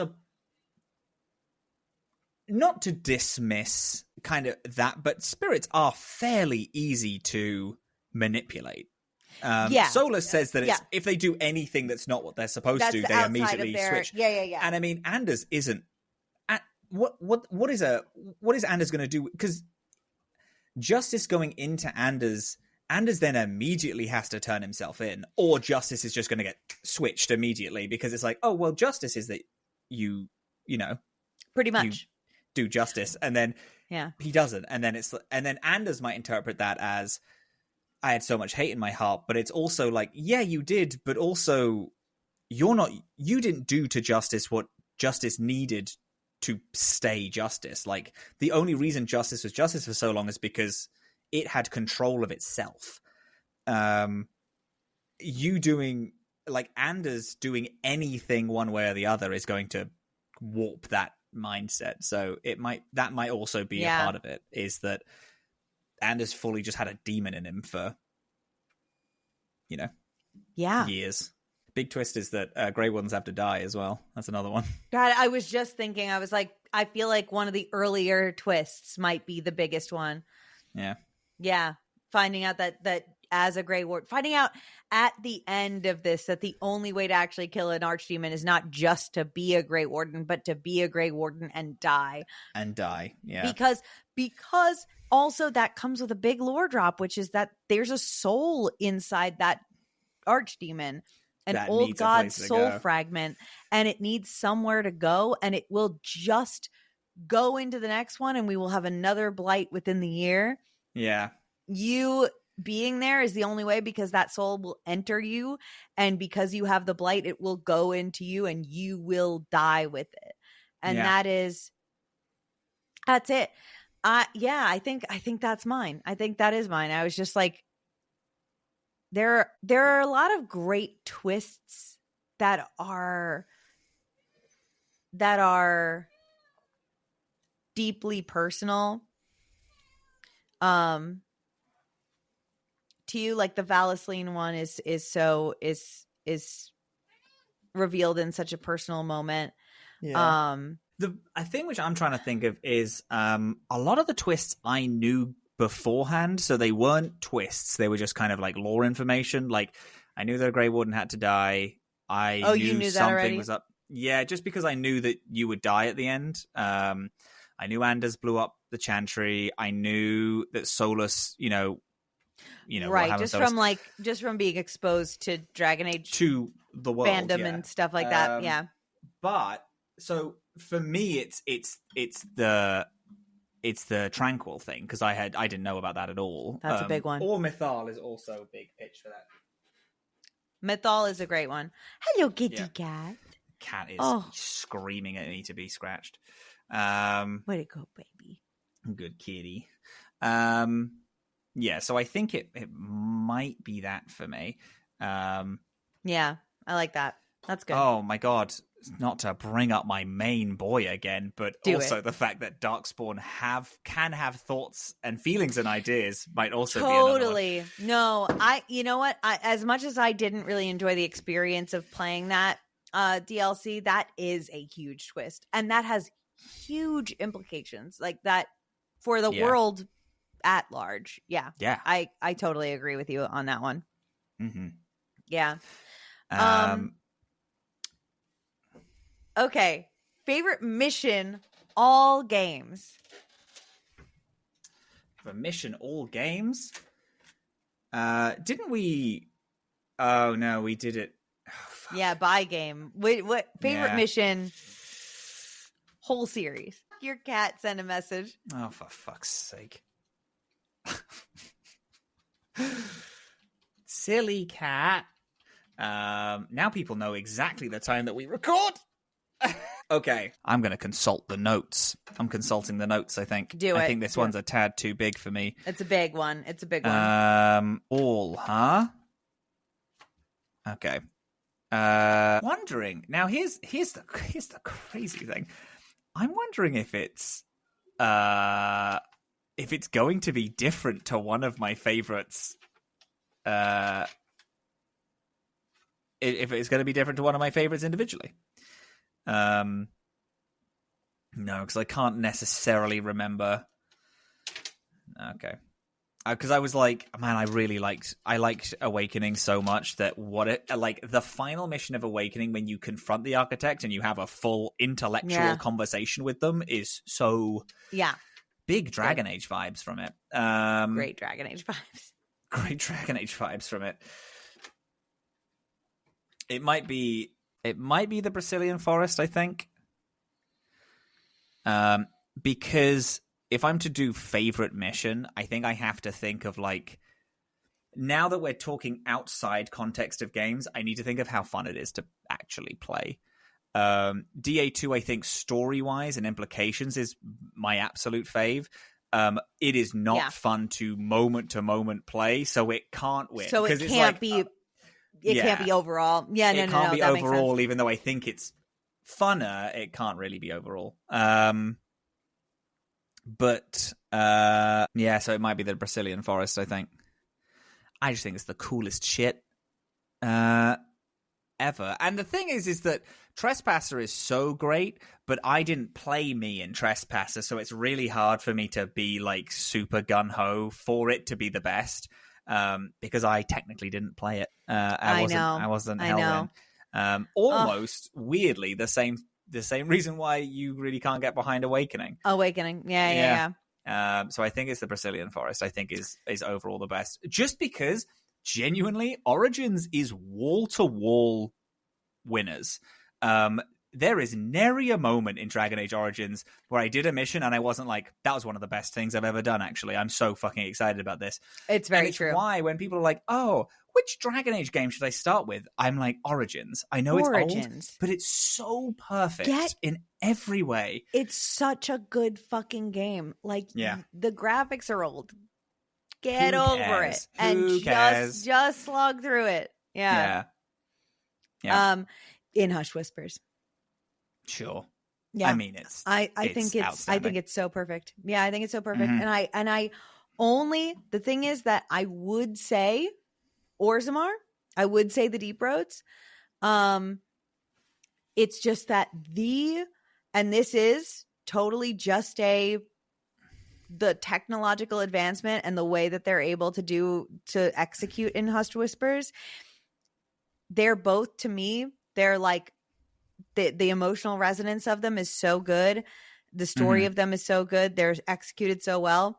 But then when you add in the fact that in Hush Whispers, I get to watch Liliana fucking choke a man out with her thighs. Sicko mode. And go sicko mode. And those the just cinematography of it all.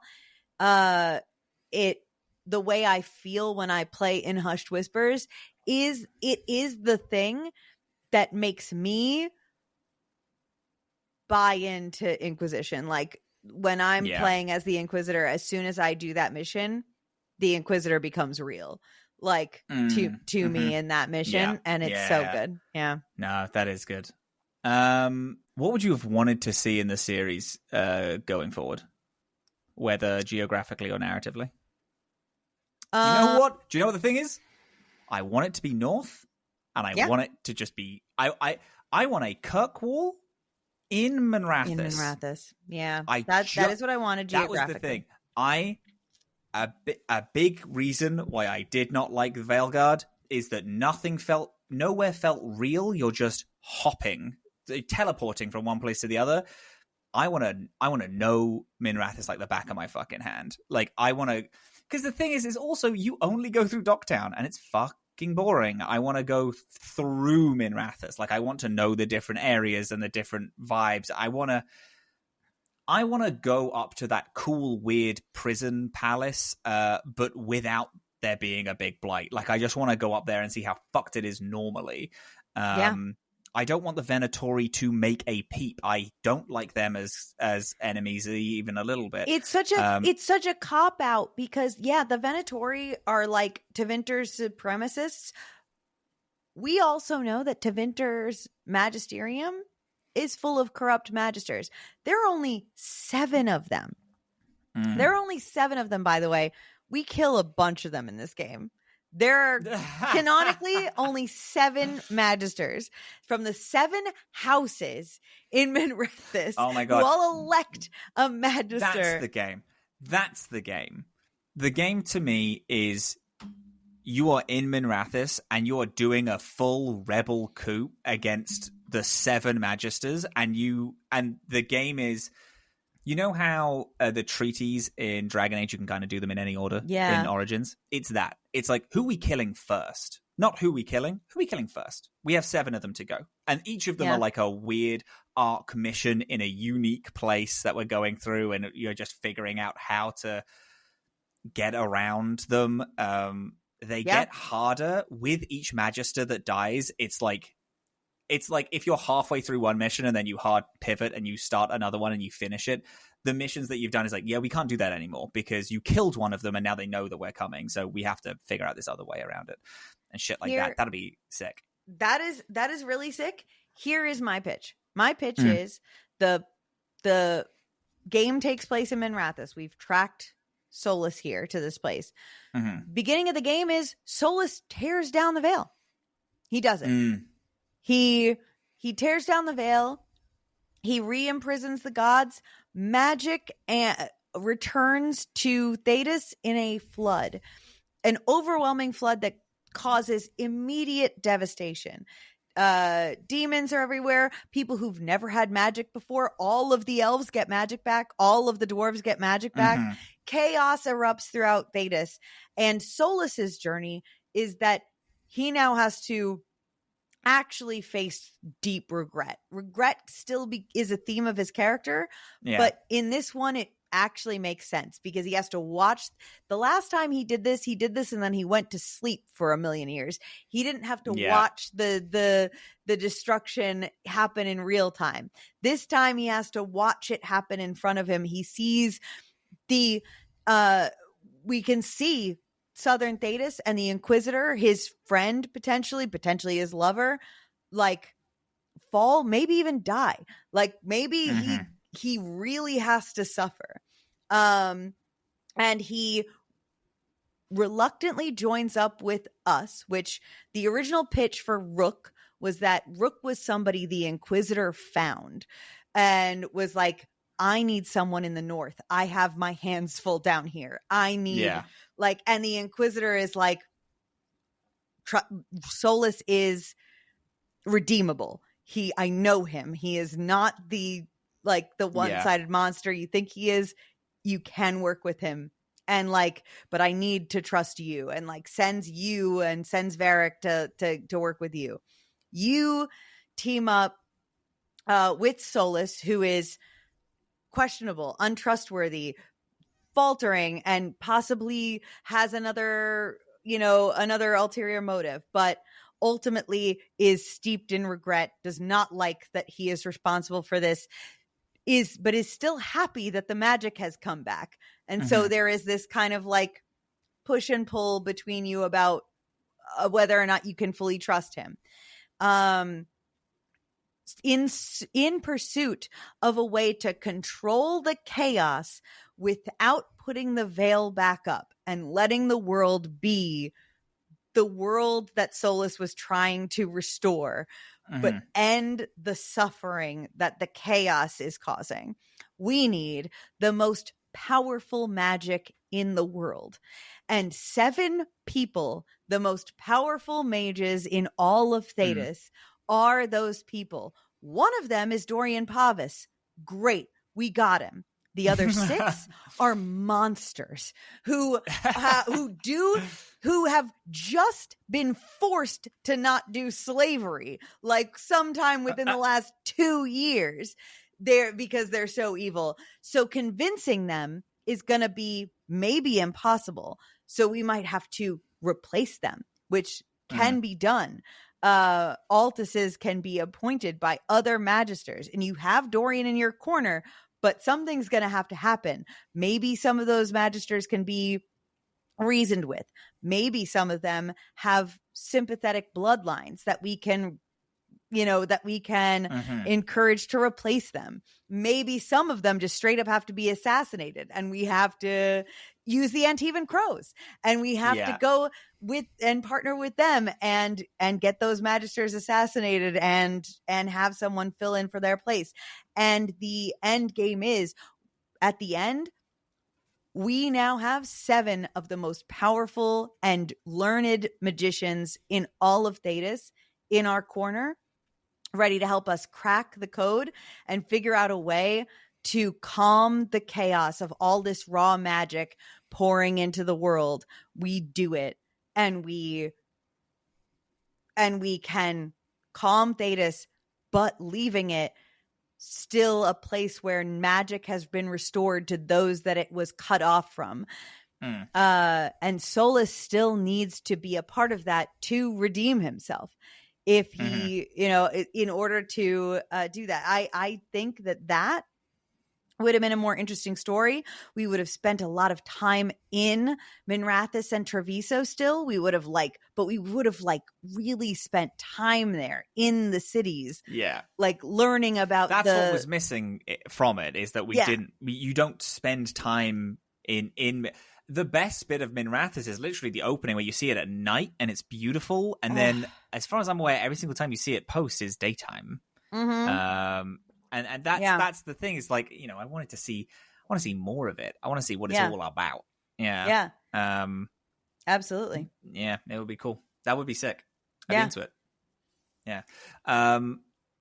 Speaking of magisters, I'd love to fucking know what happened when it comes to like Corypheus and the Architect. I want to know if they knew each other. I want to know if it happened at the same time. It that the 7 magisters are all weird Darkspawn things that are just in the world still? I just want to know more about those. That would be fucking sick. And that's what we could do, is if we had a story with the magisters as like a prime plot, being like, so what happened all those years ago? Like, what is it? Is it a thing that you're happy about? Is it a thing that these magisters must know?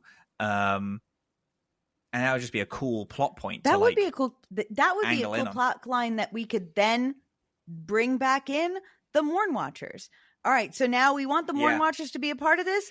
We have magisters that we are trying to get on our side. Maybe one of the houses wants to know about their lineage, and they have allegations that their family line is tied to Corypheus, because in Inquisition, that is a real thing that comes up, is that guy was a magister, and magisterium, the magisters are passed down by bloodline. That one guy, he has allegations that his family line is tied to Corypheus, and all the other magisters want him out now. He says, you know what? You want me on your side? You figure out a way to clear my name from this, and you go to the Morn Watch.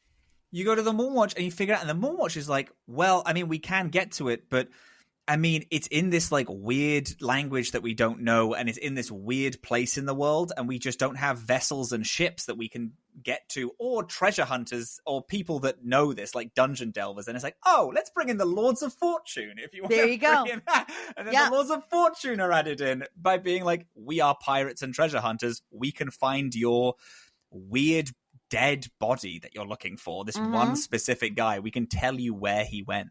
Yeah. We can get it. We can get it all. Yeah. And, beans, we know for a fact that these Magisters are full of Darkspawn blood. How are we going to fix this if they go AWOL and we need them killed? Get a fucking bunch of Grey Wardens on.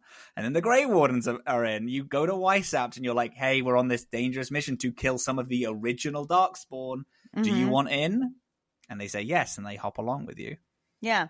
Also, I just realized this today. I was actually talking to Drac and was just like midway through talking about something else. I was like, there's nothing in Davrin's quest about the fucking Monster Hunter book at the end. Oh my god.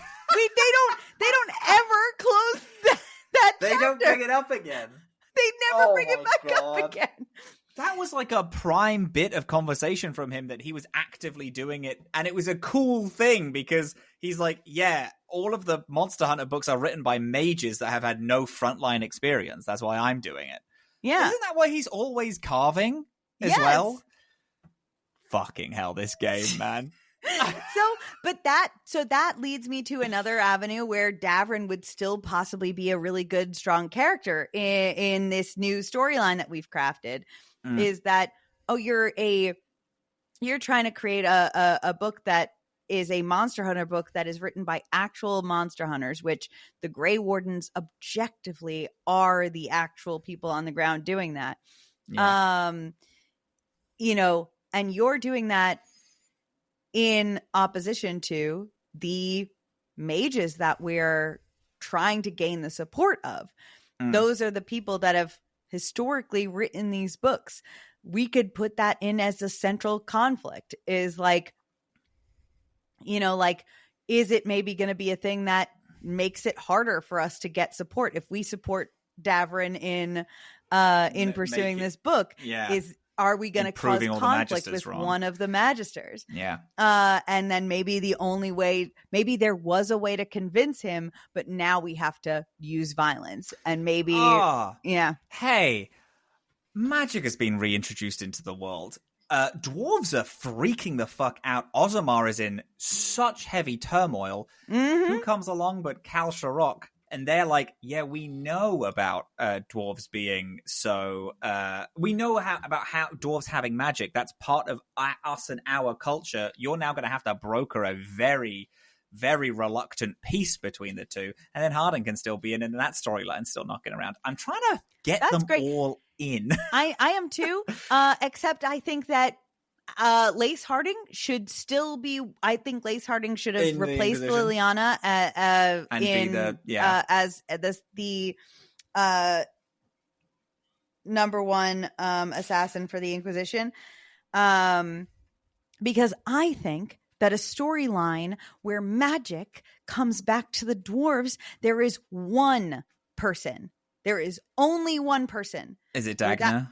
It's Dagna, only fucking dwarf to go to magic school ever. Despite the fact that dwarves can't do magic. That is actually something that I thought was interesting, because as I was playing, I finished Harding's story and I was talking to Kai, who's my housemate, and they were like, is Dagna in it?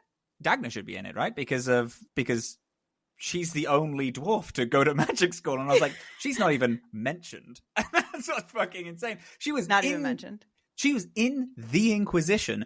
I would have thought, whilst Harding was reminiscing about the Inquisition, she would have been like, oh my god, I should speak to Dagna about this. Oh, holy shit, there's a dwarf that knows tons about magic. Yeah. And speak to them, maybe. The best enchanter that the Mage College has ever seen. I should probably reach out to her. Maybe a lot of my troubles would go away if I just reached out to Maybe Dagna. I don't need to just pensively look out over a field of mountains and say, I'll figure it out. I should speak to someone who's figured it out. Who's fucking figured it out. Who and probably... as a friend? Yeah, like, and is allegedly a friend. Dagna felt one rumble under her feet and went, okay, hang on. And and is somewhere in southern Thetis right now, completely having a handle on all of this. Like, that would be... Yeah. Just like... Yeah. Rook goes to the Inquisitor in the Veilgaurd and is like, yeah, I know, it's crazy, and Harding has magic. And the Inquisitor's like, oh, shit, that's going really well for us. Yeah, because Dagna's still knocking around, and she's got it. She's got it all sorted. And Rook's like, oh, yeah, Harding's having a real hard time with it. Yeah. It's the like, South is actually fine. The South is fine because the Inquisitor is there and Dagna's knocking around, and it's just a bunch of competent people. Yeah. They have a handle on it, so it's way calmer, but it's more interesting because there's a little bit of infighting, and it's interesting in some way. Yeah, because I mean, now the Harrowmonts have magic, so there's a downside. Holy shit. Yeah. That would be so crazy, is if they had a follow-up quest, which was, it was like, they asked the question, who took charge? And then in the fourth game, it comes back as like, it's those two houses again. They're back at it, but now both of them have magic, and it's fucking war magic in Ozamar. It's like brutal. But it's like, it's those two houses are fully vying for control because one of them won over the other, and it's been it is a schism in like the foundation of Ozamar that has never really healed in the 15 years since it happened. Not only that, all of the castless dwarves are full on rebelling now because they have magic, and also this like crazy. Yeah. They're all like, they have this huge criminal network, and they were like, "Oh, we can cast fireballs from our hands. We can fully turn invisible. This is awesome. Oh, it's over." And we have we already have an underground tunnel system that leads directly into your fucking palace, buddy. Yeah. And now I can cast bomb with my hands. So now I can set your blood on fire. It would be so funny to have a quest where there is a nobleman or a noble family in a palace who you have to go in because there is like a castless dwarf who is threatening like all of this crazy stuff to kill them, and you go in and you're speaking to the dwarf trying to do a hostage situation, and the dwarf's like, "Oh, I'm gonna do this crazy stuff. Like, I'm gonna resurrect all like a bunch of people, all the ghosts that you've ever bullied are gonna come back." But if you're a mage, you can say, "You can't do that with magic. No one's ever done that before. Like, you can't. Like, you're just talking out your ass. You're lying about the things that you can do because none of this is possible with magic." And then that's how you diffuse the situation. Is you just kind of have to prove that you know more than them about magic. That would be such a goofy, fun quest. Because it's new for everybody, and like and no one really knows. And so it's like this dwarven family who have never left Ozamar are horrified at this person talking about all the things that they're going to do to them, and then you turn up and you're like, you can't do that. Can you arrest this guy? You can't do that. And then if we bring Dagna into this storyline, and Dagna, it replaces Harding, which makes so much more sense in every single way, then I wouldn't need her to be like a main character in this story, but a side quest about Sarah, who can potentially be romancing Dagna at the end of Inquisition. Sarah, who hates magic. If the veil comes down, she's got it. Oh my God. And she hates it. It freaks her out. It's terrifying to her. A Dagna personal quest could be like, my either friend or partner is losing it. Yeah. And I can't help you until this is fixed. And we find out, I mean, personally, I wanted Sarah to also have like a fragment of Andril in her. I don't think in any circumstance I would get that. But it does seem like she knows things in Inquisition that she shouldn't know.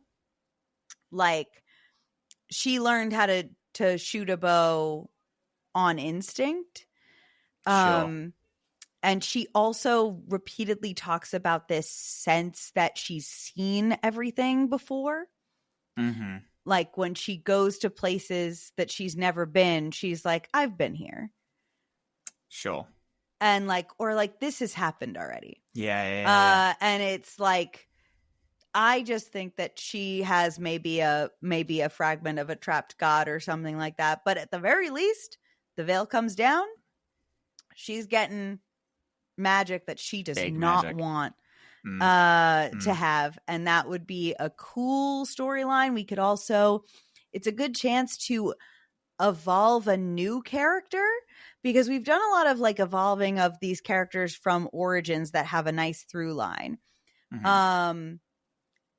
But like, I would love to see one of the Inquisition characters then, like a character that was introduced in Inquisition, get a nice character growth arc. Yeah. We do not get that with Harding. We get a devolution, if anything. But I would love to see like, okay, Sarah joins the Inquisition as like a 21-year-old. Now we revisit her years later. She's like mid-30s or whatever. Yeah. This is a like, let's, and she's going through a crisis, but she's a tougher, more grown version of herself. Leader of the Red Jennies now. Leader of the Red Jennies. Yeah. So that would be cool. That would be cool. Oh, I love this game. All right, little question. What was your opinion on Solas's flashback hair? I hated it. I thought it looked stupid. I thought it looked stupid. That's the end of it. I thought it looked dumb. Mm-hmm. Yeah. The problem is like giving Solus like a hair would make Solus look a bit dumb, because his face is made to be bald. Some people's faces are just made to be bald, unfortunately, and Solus is one of them. The thing is that I think they needed to change his look a little bit more and like age. Because, okay, so this is something I know about a behind the scenes choice about Solus's design in Inquisition, is that they specifically designed him in a way that would make him age ambiguous.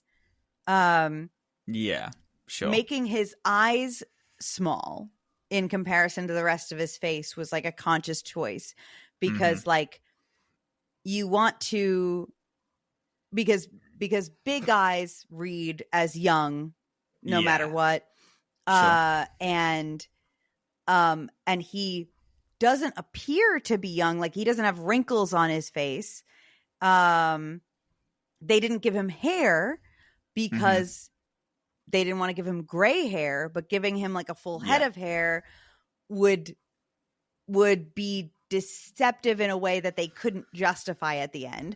So they designed everything about his look so that when it is revealed that he is ancient, that he is so far beyond your years, there was no way for you to tell.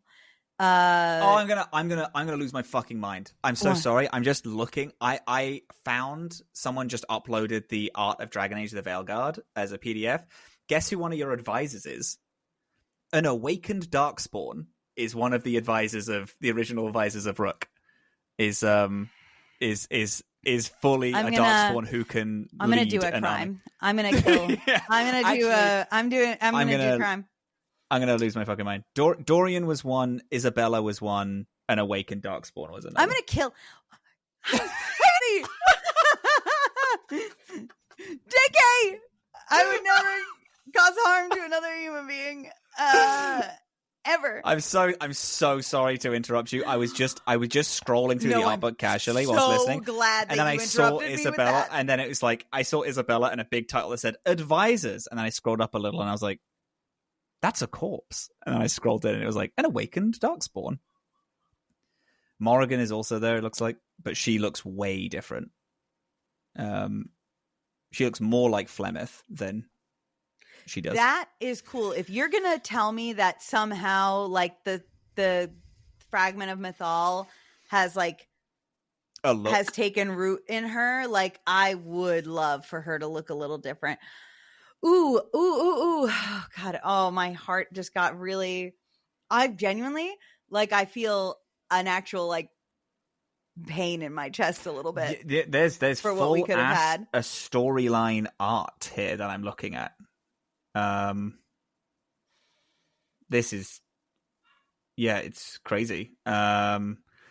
There's sparking an uprising in Tevinter, an aquatic infiltration in Tevinter. You're like infiltrating Tevinter in some way. Solus interacting with you in dreams, but in like a really kind of weird, fucked up way. There's like a scene of you like falling through a really bright landscape as the Dreadwolf like eats you and stuff. Yeah. Like the Fade being a freaky place. Like the Fade has been so consistently good in these games. It's been so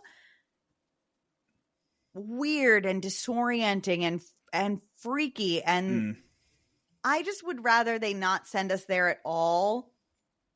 Oh my God. Yeah. So it looks like, from what I'm looking at, Gilganane looks so fucking sick of this. So the same, it looks like it's like you go and you infiltrate Tevinter, you meet the Archon of Tevinter, and then you go to stop Solus's ritual, and Elganan and Gilganane escape. But the thing I laughed at is it's a picture of a war table. First of all, this is going to be upsetting for you and me specifically. It looks like the original team name is the Patchwork Team, because it says the Patchwork Team doesn't get along at first. And I'm going to be sick. I'm going to be sick. Oh my God, I'm going to be sick. I'm going to be so sick. No, you have.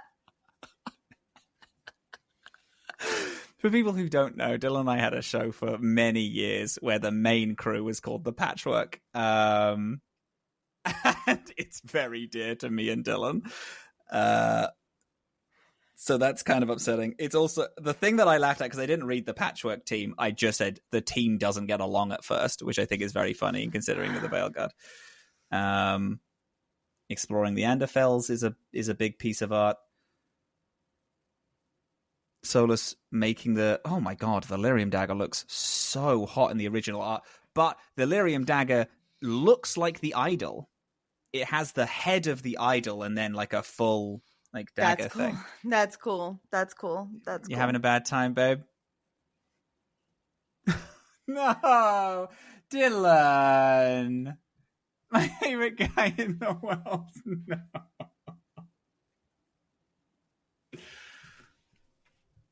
We've unfortunately activated Dillin's trigger phrase by saying Dillin's two favorite things might have had the team name be the same.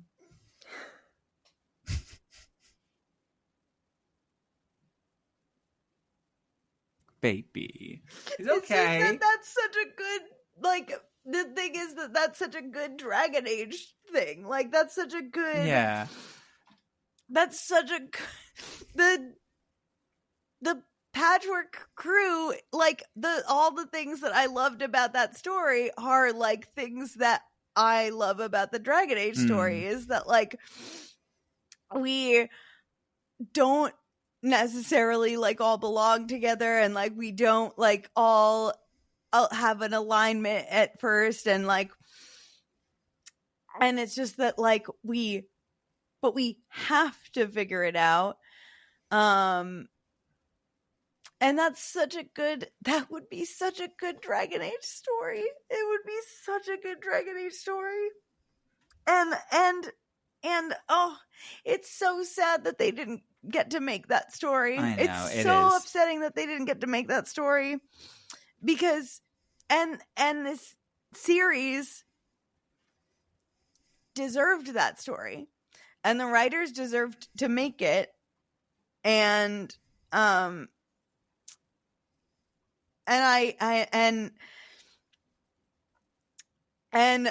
I deserved to play it. So Yeah, you did. And I did. Yeah, you and did, I'm being darling. so serious. It's so sad that like there was an end to that story that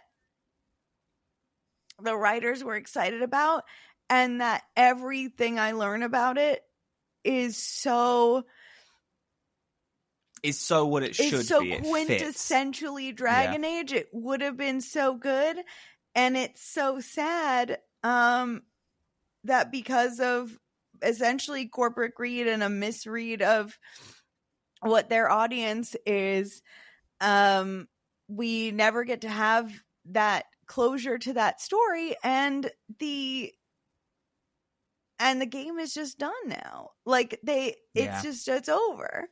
Yeah. Jesus. Okay. I'm so sorry. That hit you way harder than I thought it was gonna.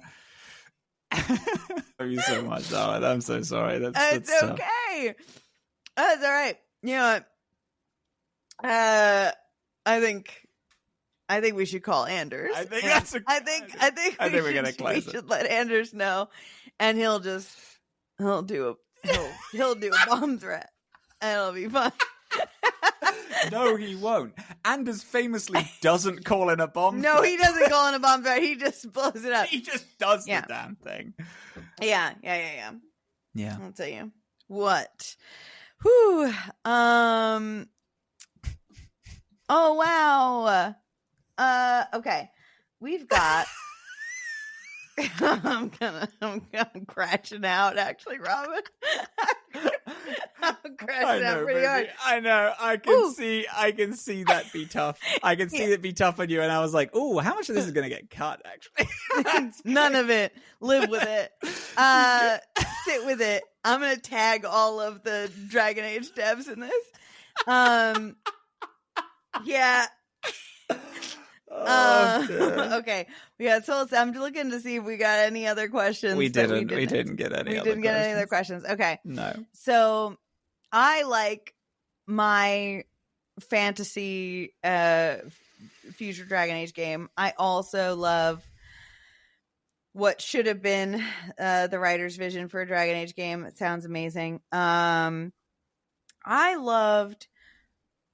There are a couple of themes in the series, like that we see repeatedly throughout the games. There's themes of like justice and vengeance shows up a lot.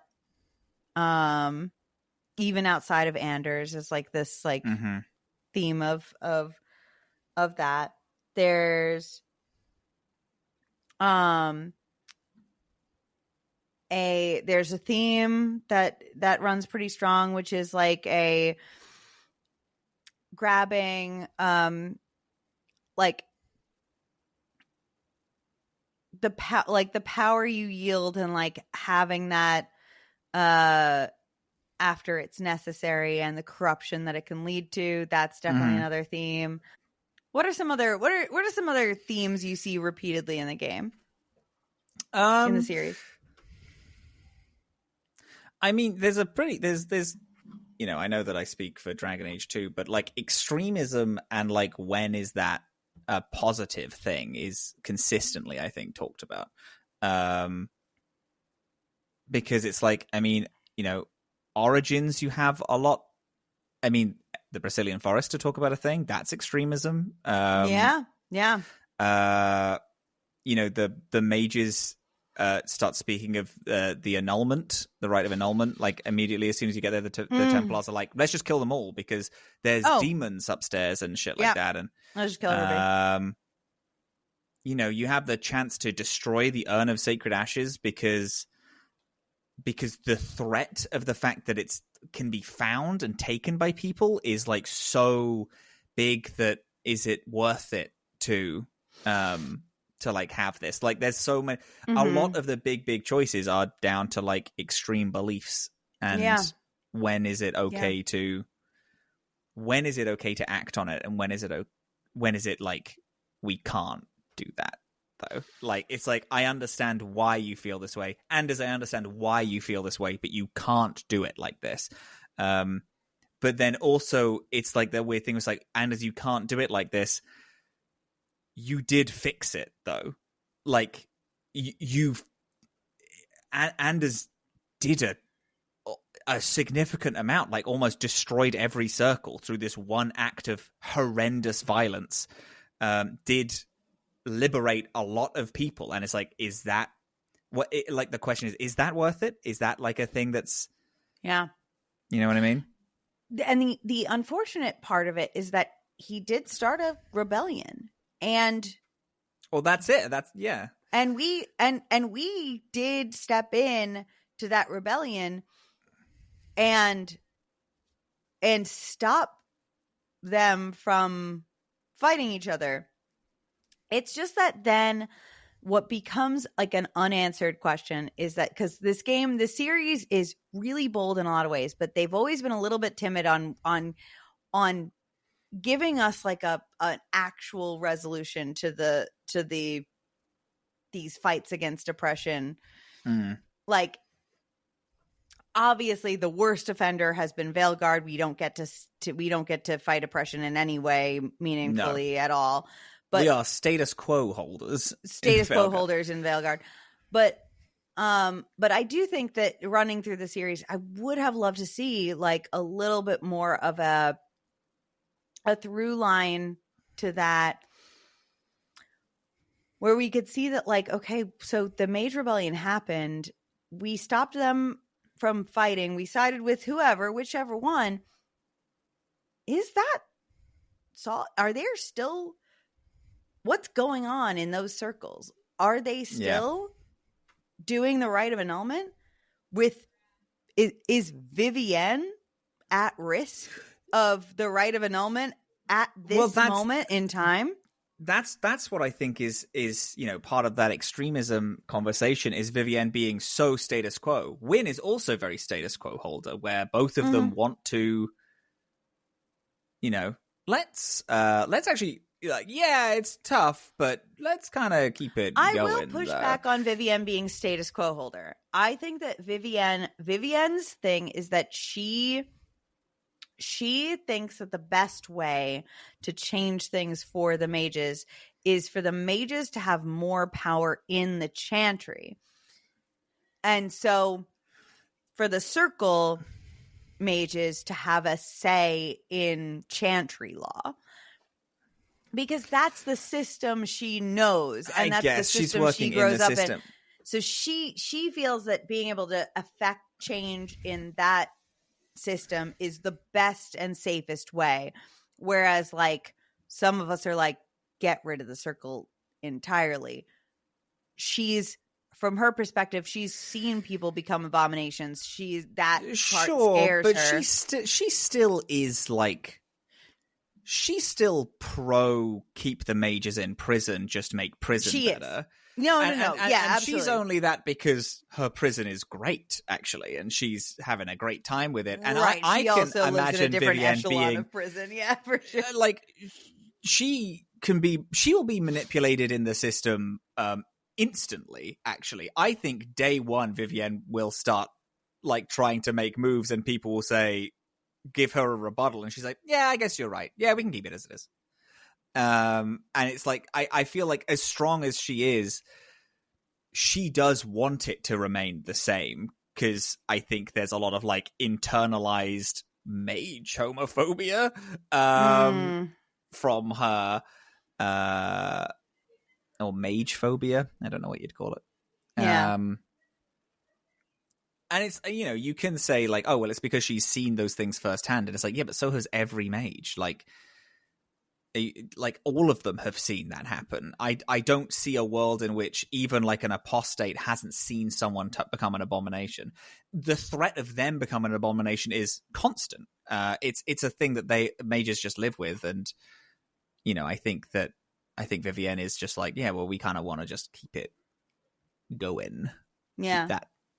Keep that same train a rolling, but maybe give it a new coat of paint, eh? Add on a little food cart for the mages. Then the people in Snowpiercer will stop complaining. Yeah. So I think extremism and how that kind of interacts with the world is a big thing because oppression is such a huge storyline in the world that extremism and the question of it naturally comes out through being, if you're talking about oppression, you have to bring up the fact that to get out of oppression, people are going to do huge things, and the thing that is uncomfortable for most people is those huge things often are the only things that work. And that's what a lot of Dragon Age is about. Yeah, I agree. Yeah. I have a new one. Okay. Unkissables. What companion, one, that wasn't romanceable should have been romanceable? Felicia Day. You want to talk about game sales going up in 2009? You're getting Felicia Day kissable in a video game. Dragon Age 2 would have been the biggest selling game ever. Hate that. Hate you, but yeah. Sure. And that, but Varric. You can only kiss her on her big day out. On a big day out. It's Varric. Varric is the character. Varric in Inquisition, not in 2. I think it is very important to the structure of 2 that Varric is your best friend. I think that is. I think that's exceptionally important to the through line. In that case, I change my answer then because mine is Varric in 2, not in Inquisition. Oh, what is your other answer? Let me think about it. Gotta have a second. Mine is Varric in Inquisition. Varric in Inquisition should absolutely be romanceable. Yeah, you help him through his divorce. Yeah, you make out with him. Yeah. That's tough. Or let me fuck that old woman. Let me fuck Wynn.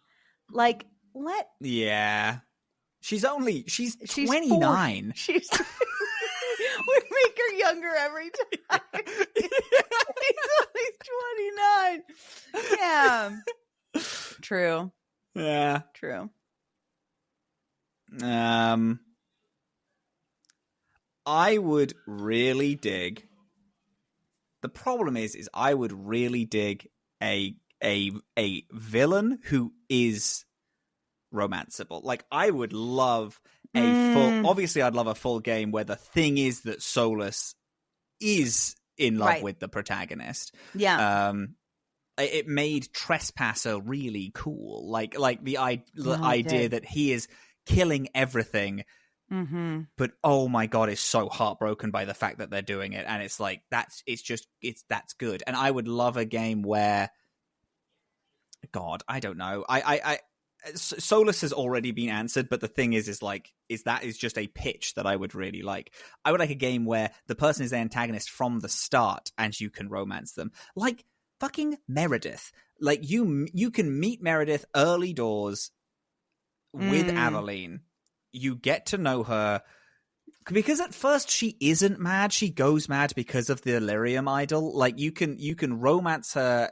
The pair of you can fall in love, and then she descends into madness, and there's nothing you can do to stop it. And then maybe there'll be cool things where it's like she's descending into madness, but then Hawk is also descending a little bit into madness, and there's like weird scenes where things aren't what they seem, and you're like, why is it whenever I see Meredith, I go mad, or I stay over, I go mad. And it's like, oh, it's because, there's carbon monoxide poisoning in her house. And that could have been cool too, because if you were a pro mage Hawk and you were romancing her and you convinced her to be a little more sympathetic towards mages, the descent to madness would have been fully against her will, and it would have manifested as her fighting it. And then if you were a pro Templar Hawk that fully encouraged her hate of mage, her into it, then you drive her into it. Yeah and it would have been it's DA2's probably weakest for me storytelling bit is that Meredith and Orsino are only in they're in the whole game, but they are prime in Act 3, whereas this would pull them into you can easily meet Meredith Act 1 because Aveline is there. And Aveline is like, she's like, oh, I've done Templar, like I've done training, but they kind of want me to do some like Templar shit. Do you want to come with me? And then you meet Meredith and you can like flirt and kind of have like a thing where you see her more and more. And then she has a personal quest that lasts 1 and 2. And then Act 3, it's like you turning up at the big fight between Orsino and Meredith after, you know, after all of the end of Act 2, and then you can talk through, you know, what has happened to you, like what is going on. I haven't, like, you know, it could have been cool. Another thing that, not to go back, but I'm going back a little bit, but a thing in your pitch of a game that I thought of that would be another interesting side story is if everyone got magic, would all the Quinari have to change their names to like Bars? Or like there would be like a village or like a thing where someone's like, oh, there's a Cerebas that's doing all this bad stuff, where everyone keeps talking about this awful Cerebas, and you go there and it's a whole village of people who are new mages, didn't know what to do with it, and they all called each other the same name. And then it's like, oh, it's not one person doing all this stuff. It's not one incredibly powerful mage doing it. It's a group of people who don't know how to handle the fact that they're cut off from the world and all calling each other the same thing. I like that. I also think that I think that like the veil coming down, the dwarves get the magic back from the stone. The elves get their magic back from the fade. The Qunari all get their dragon magic back. Yeah, it would all be dragon based. They all get their breath magic back, and that's that's a whole other like quest line, a storyline that we have to unlock. Is that like what is the Qunari link? Why did that get severed in this mess? That would be cool. Yeah, right. Yep. What Qunari was working with elven gods at the time and got like you know, like what was it that got us wrapped up in this, and that like that oh god, I love this. Yeah, you know what it is, like I love Thetis. I love the world that they've created. It feels so alive to me. That I feel able to just think of possible plot lines in this world that I didn't make, you know, like that, but like that it's so real to me that I can kind of do that, and that we can sit here and riff about it. Like I just feel like it's such a real place. No, it's great. It's really very, very job. cool. Yeah. Really so yours is Varric. Inquisition is your kissable. Yeah. Oh yeah. Varric is my unkissable. I do think it might be someone like Meredith. Like I like someone that who answer. is like can pull a really interesting like I like that curveball, and then also it kind of like it would lead her descent into just like a really interesting place, I think. Unlike Switch is unlike Sol. I mean, admittedly, like Solus, where it's like you can't convince him otherwise. But I know in the Veilgaurd, it's like the idea is that you can, and then he regrets it. It's Meredith's like you can't convince her otherwise, like, and she has no regret about it. And it's like it's like this isn't, you're not the same person anymore. And I do actually think it will be that would be an interesting reflection of the like romances between, if you romance Solus and you romance Meredith, it's like both of them are driven by this one singular thing, and it's kind of like it's just so ingrained in them that you can't fight against it, regardless of how much you like want to and how much you try. Like Solus isn't going to give up, and neither would Meredith, but they're for different, like darkly different reasons. You could have an interesting conversation if Hawk survives and romanced Meredith. Hawk could have a really interesting conversation with the Inquisitor about like, I also fell in love with someone who tried to destroy the world.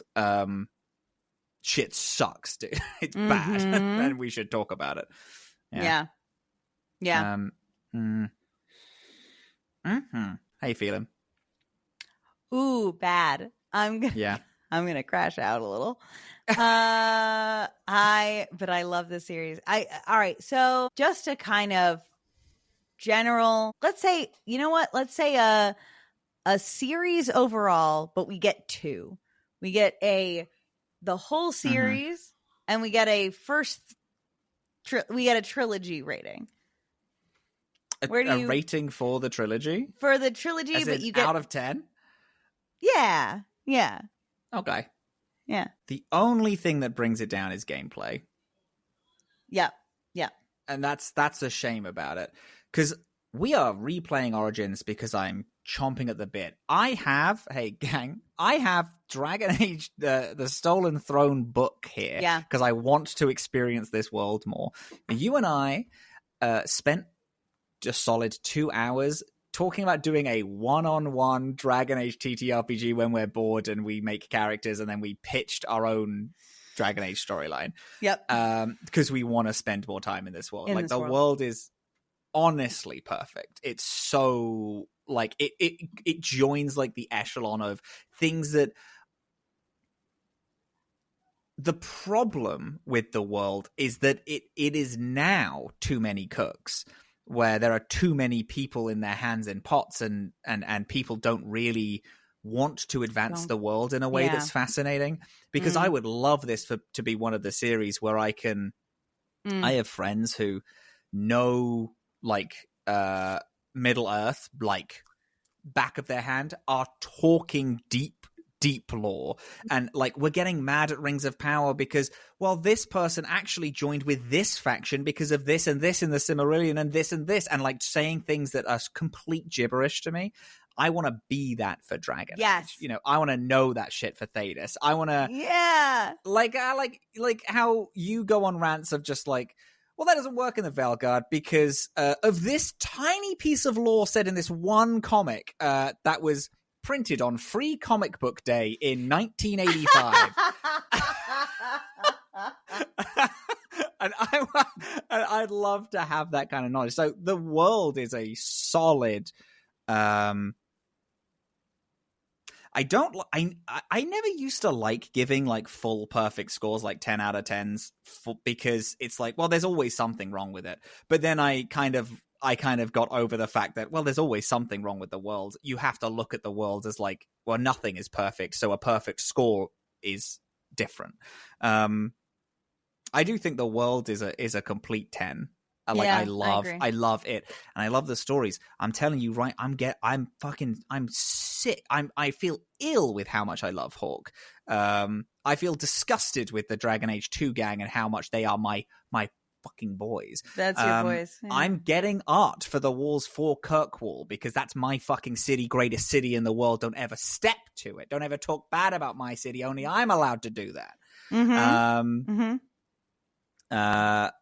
I think it just fucks. Go Birds. What would the Kirkwalls be? Hawk.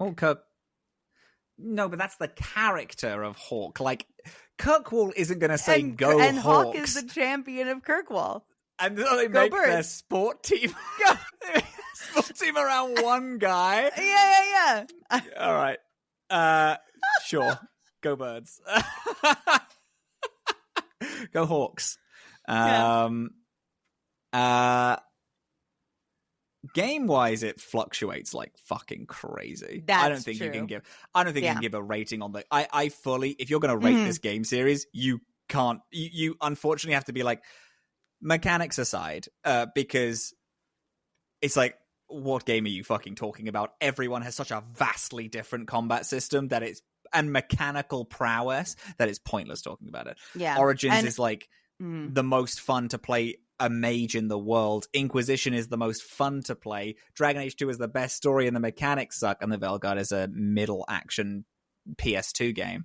But then it's like, oh, but you just said Inquisition is the most fun. It's like, yeah, but I can't be a blood mage, put walking bomb on one person, hold 50 people still as my team hits one guy who explodes, transfers bombs to everyone, and they all explode. You can't do that in Inquisition. Yeah. And that's a thing that Origins is so uniquely perfect at, because that's the type of game it wants. So it's like, what are you going to do when you talk about, exactly. Mechanically, it's such a divisive series because everybody has a different favorite of like what they think works. No one's is 2, to be clear. No one's is 2. But like between Origins and Inquisition, people have different opinions about like which one of those feels better, and it's just sort of it's just so much of a difference. Yeah. But I'm gonna say the first 3 trilogy overall, it truly is like a 9 out of 10 to me. Is like one of the greatest storytelling experiences of my life. Series overall, including Veilgaurd, is gonna bring the mean down to probably about a 6, 7. Yeah. Veilgaurd is a 3 to me. It is such a disaster of a game. And those 3 are the last 3 missions of the game. The 3 that I'm giving it is the points for those last 3 missions. Excluding I've been dead this whole time. Yeah. No, it's the last 2 and Emmerich existing. Yeah, there we go. Yeah, there you go. Thank you, Sylvia. Yeah, it's that, and but the rest of it, it's I feel I want to just say, because I know we've come up on hitting our longest recording time yet again to date. So exciting. And I just want to say before we start to wrap up is that I feel like this game had become, because I've loved it for so long, and I've loved it for so long in a way that everybody I know knows I love it. But most people I know don't like care about it on this level. So I've loved it for a long time as like a solo thing, like it's just a me thing, and it's become a comfort thing for me, where it's just like it's like you open it up and you just sort of exist in it and have it like the equivalent of putting a show you've seen 100 times on in the background to fall asleep to, like it has become that.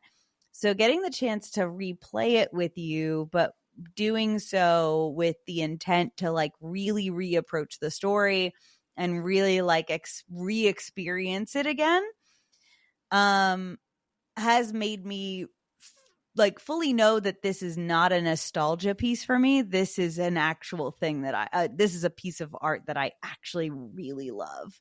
And I just am so grateful to have a friend like you, and to that you did this with me, and that I got to see my favorite piece of media through your eyes and with you, and to talk about it with you, and that this is now a thing that we share, and that doesn't end when we close out this episode. Like, this is just now a favorite thing that we have in common, and that we built that with this. So I really appreciate that. And what I'm really excited for is, so we are now, starting with next week, we are going to start playing the Mass Effect franchise, starting with the prologue of Mass Effect, which ends after you leave Eden Prime. A game series that I really like. I love Mass Effect. You haven't played it. But what I'm excited about is not only does us talking about Dragon Age not end, when we hang up this call and we're going to be able to talk about it in person and love this thing together, we are going to talk about Dragon Age in reference to other pieces of media. We're going to talk about how Mass Effect was pre-Origin, so it was the first of, this kind of, this theme, the three of them. I'm almost certain it is. I'm going to Google it. Whoa. I think I Googled it yesterday. Mass Effect, let's look at the release date of Mass Effect 1. Dragon Age Origins. Mass Effect came out in 2007. Dragon Age Origins came out in 2009. I do now need Dragon Age Origins to explain to me why it looks like that. You're playing the Legendary Edition of Mass Effect. That's true. I forgot. I was playing like, a very remastered version of Mass Effect 1. I'm so glad you said that. I was like, I now need someone to answer. Yeah.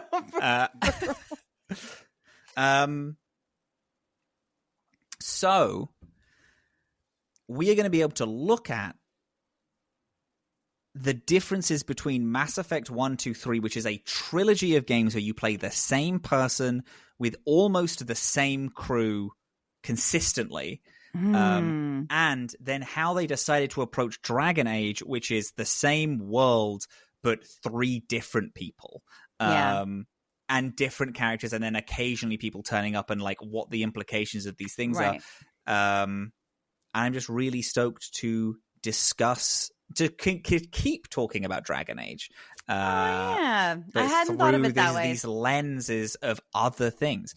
There is, big events that like big choice things that they decide to take and then kind of expand upon in separate, like Mass Effect does a thing that Dragon Age then picks up and expands upon. Dragon Age does something that Mass Effect picks up and expands upon. Things that I think are just really interesting. I'm excited to discuss and talk about, as we go through this. And then, eventually we're going to go on to other games. I'm sure Baldur's Gate 3 is going to be one of the games that we decide to play at some point, which again is so tied into Dragon Age that... Oh, absolutely. This show is going to become, we play story-driven, heavy choice games that have lasting impacts, and its relation to the Dragon Age franchise is what this is going to be. That I hadn't considered that as like a piece of it. Yeah. No, that does make sense. That's really exciting, actually. And we're going to do it together as best friends. Because we're best friends. Oh, my God. Ugh, dear. All right, wait. Robin. Hello. What do we do as a sign-off for the whole series? I think we should do all of them. All of them? I think we should do all of them in like conjunction with one, like one after the other. We should do them.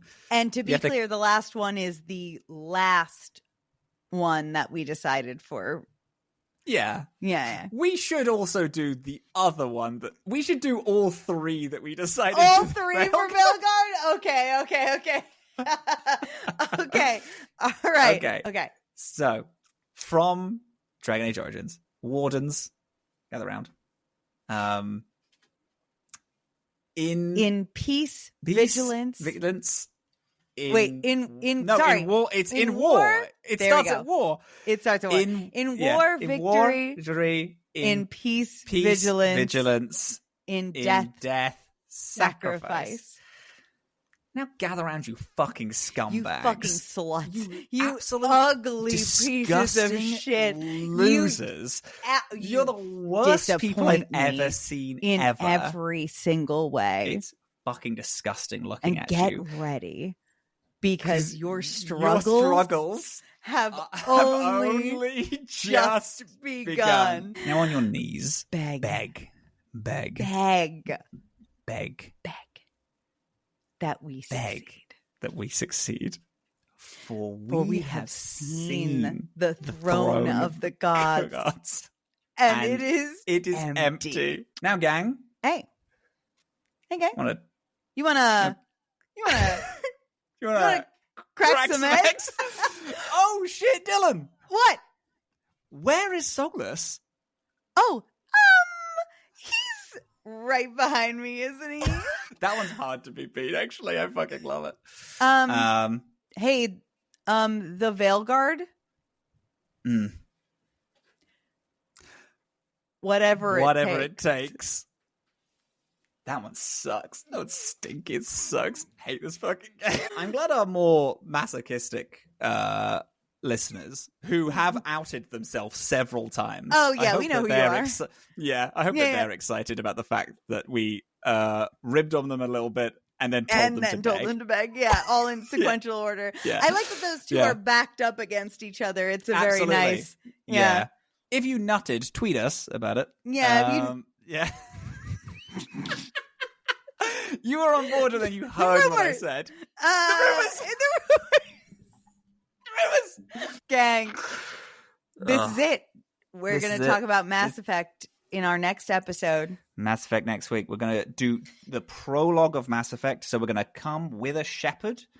And we're going to do Eden Prime. Yes. Which I'm looking forward to. Yeah, it's going to be grand. If you want us to talk more about Dragon Age, I know we've said it a few times, but on our Patreon, we have Dragon Age Origins, every single character ranked, except for Awakening, which is sad. But then at the end, I demanded that we ranked the characters from Awakening. Dragon Age 2 ranking. And in a few weeks, we're going to do the actual Dragon Age book, starting with The Stolen Throne. We're going to do them all.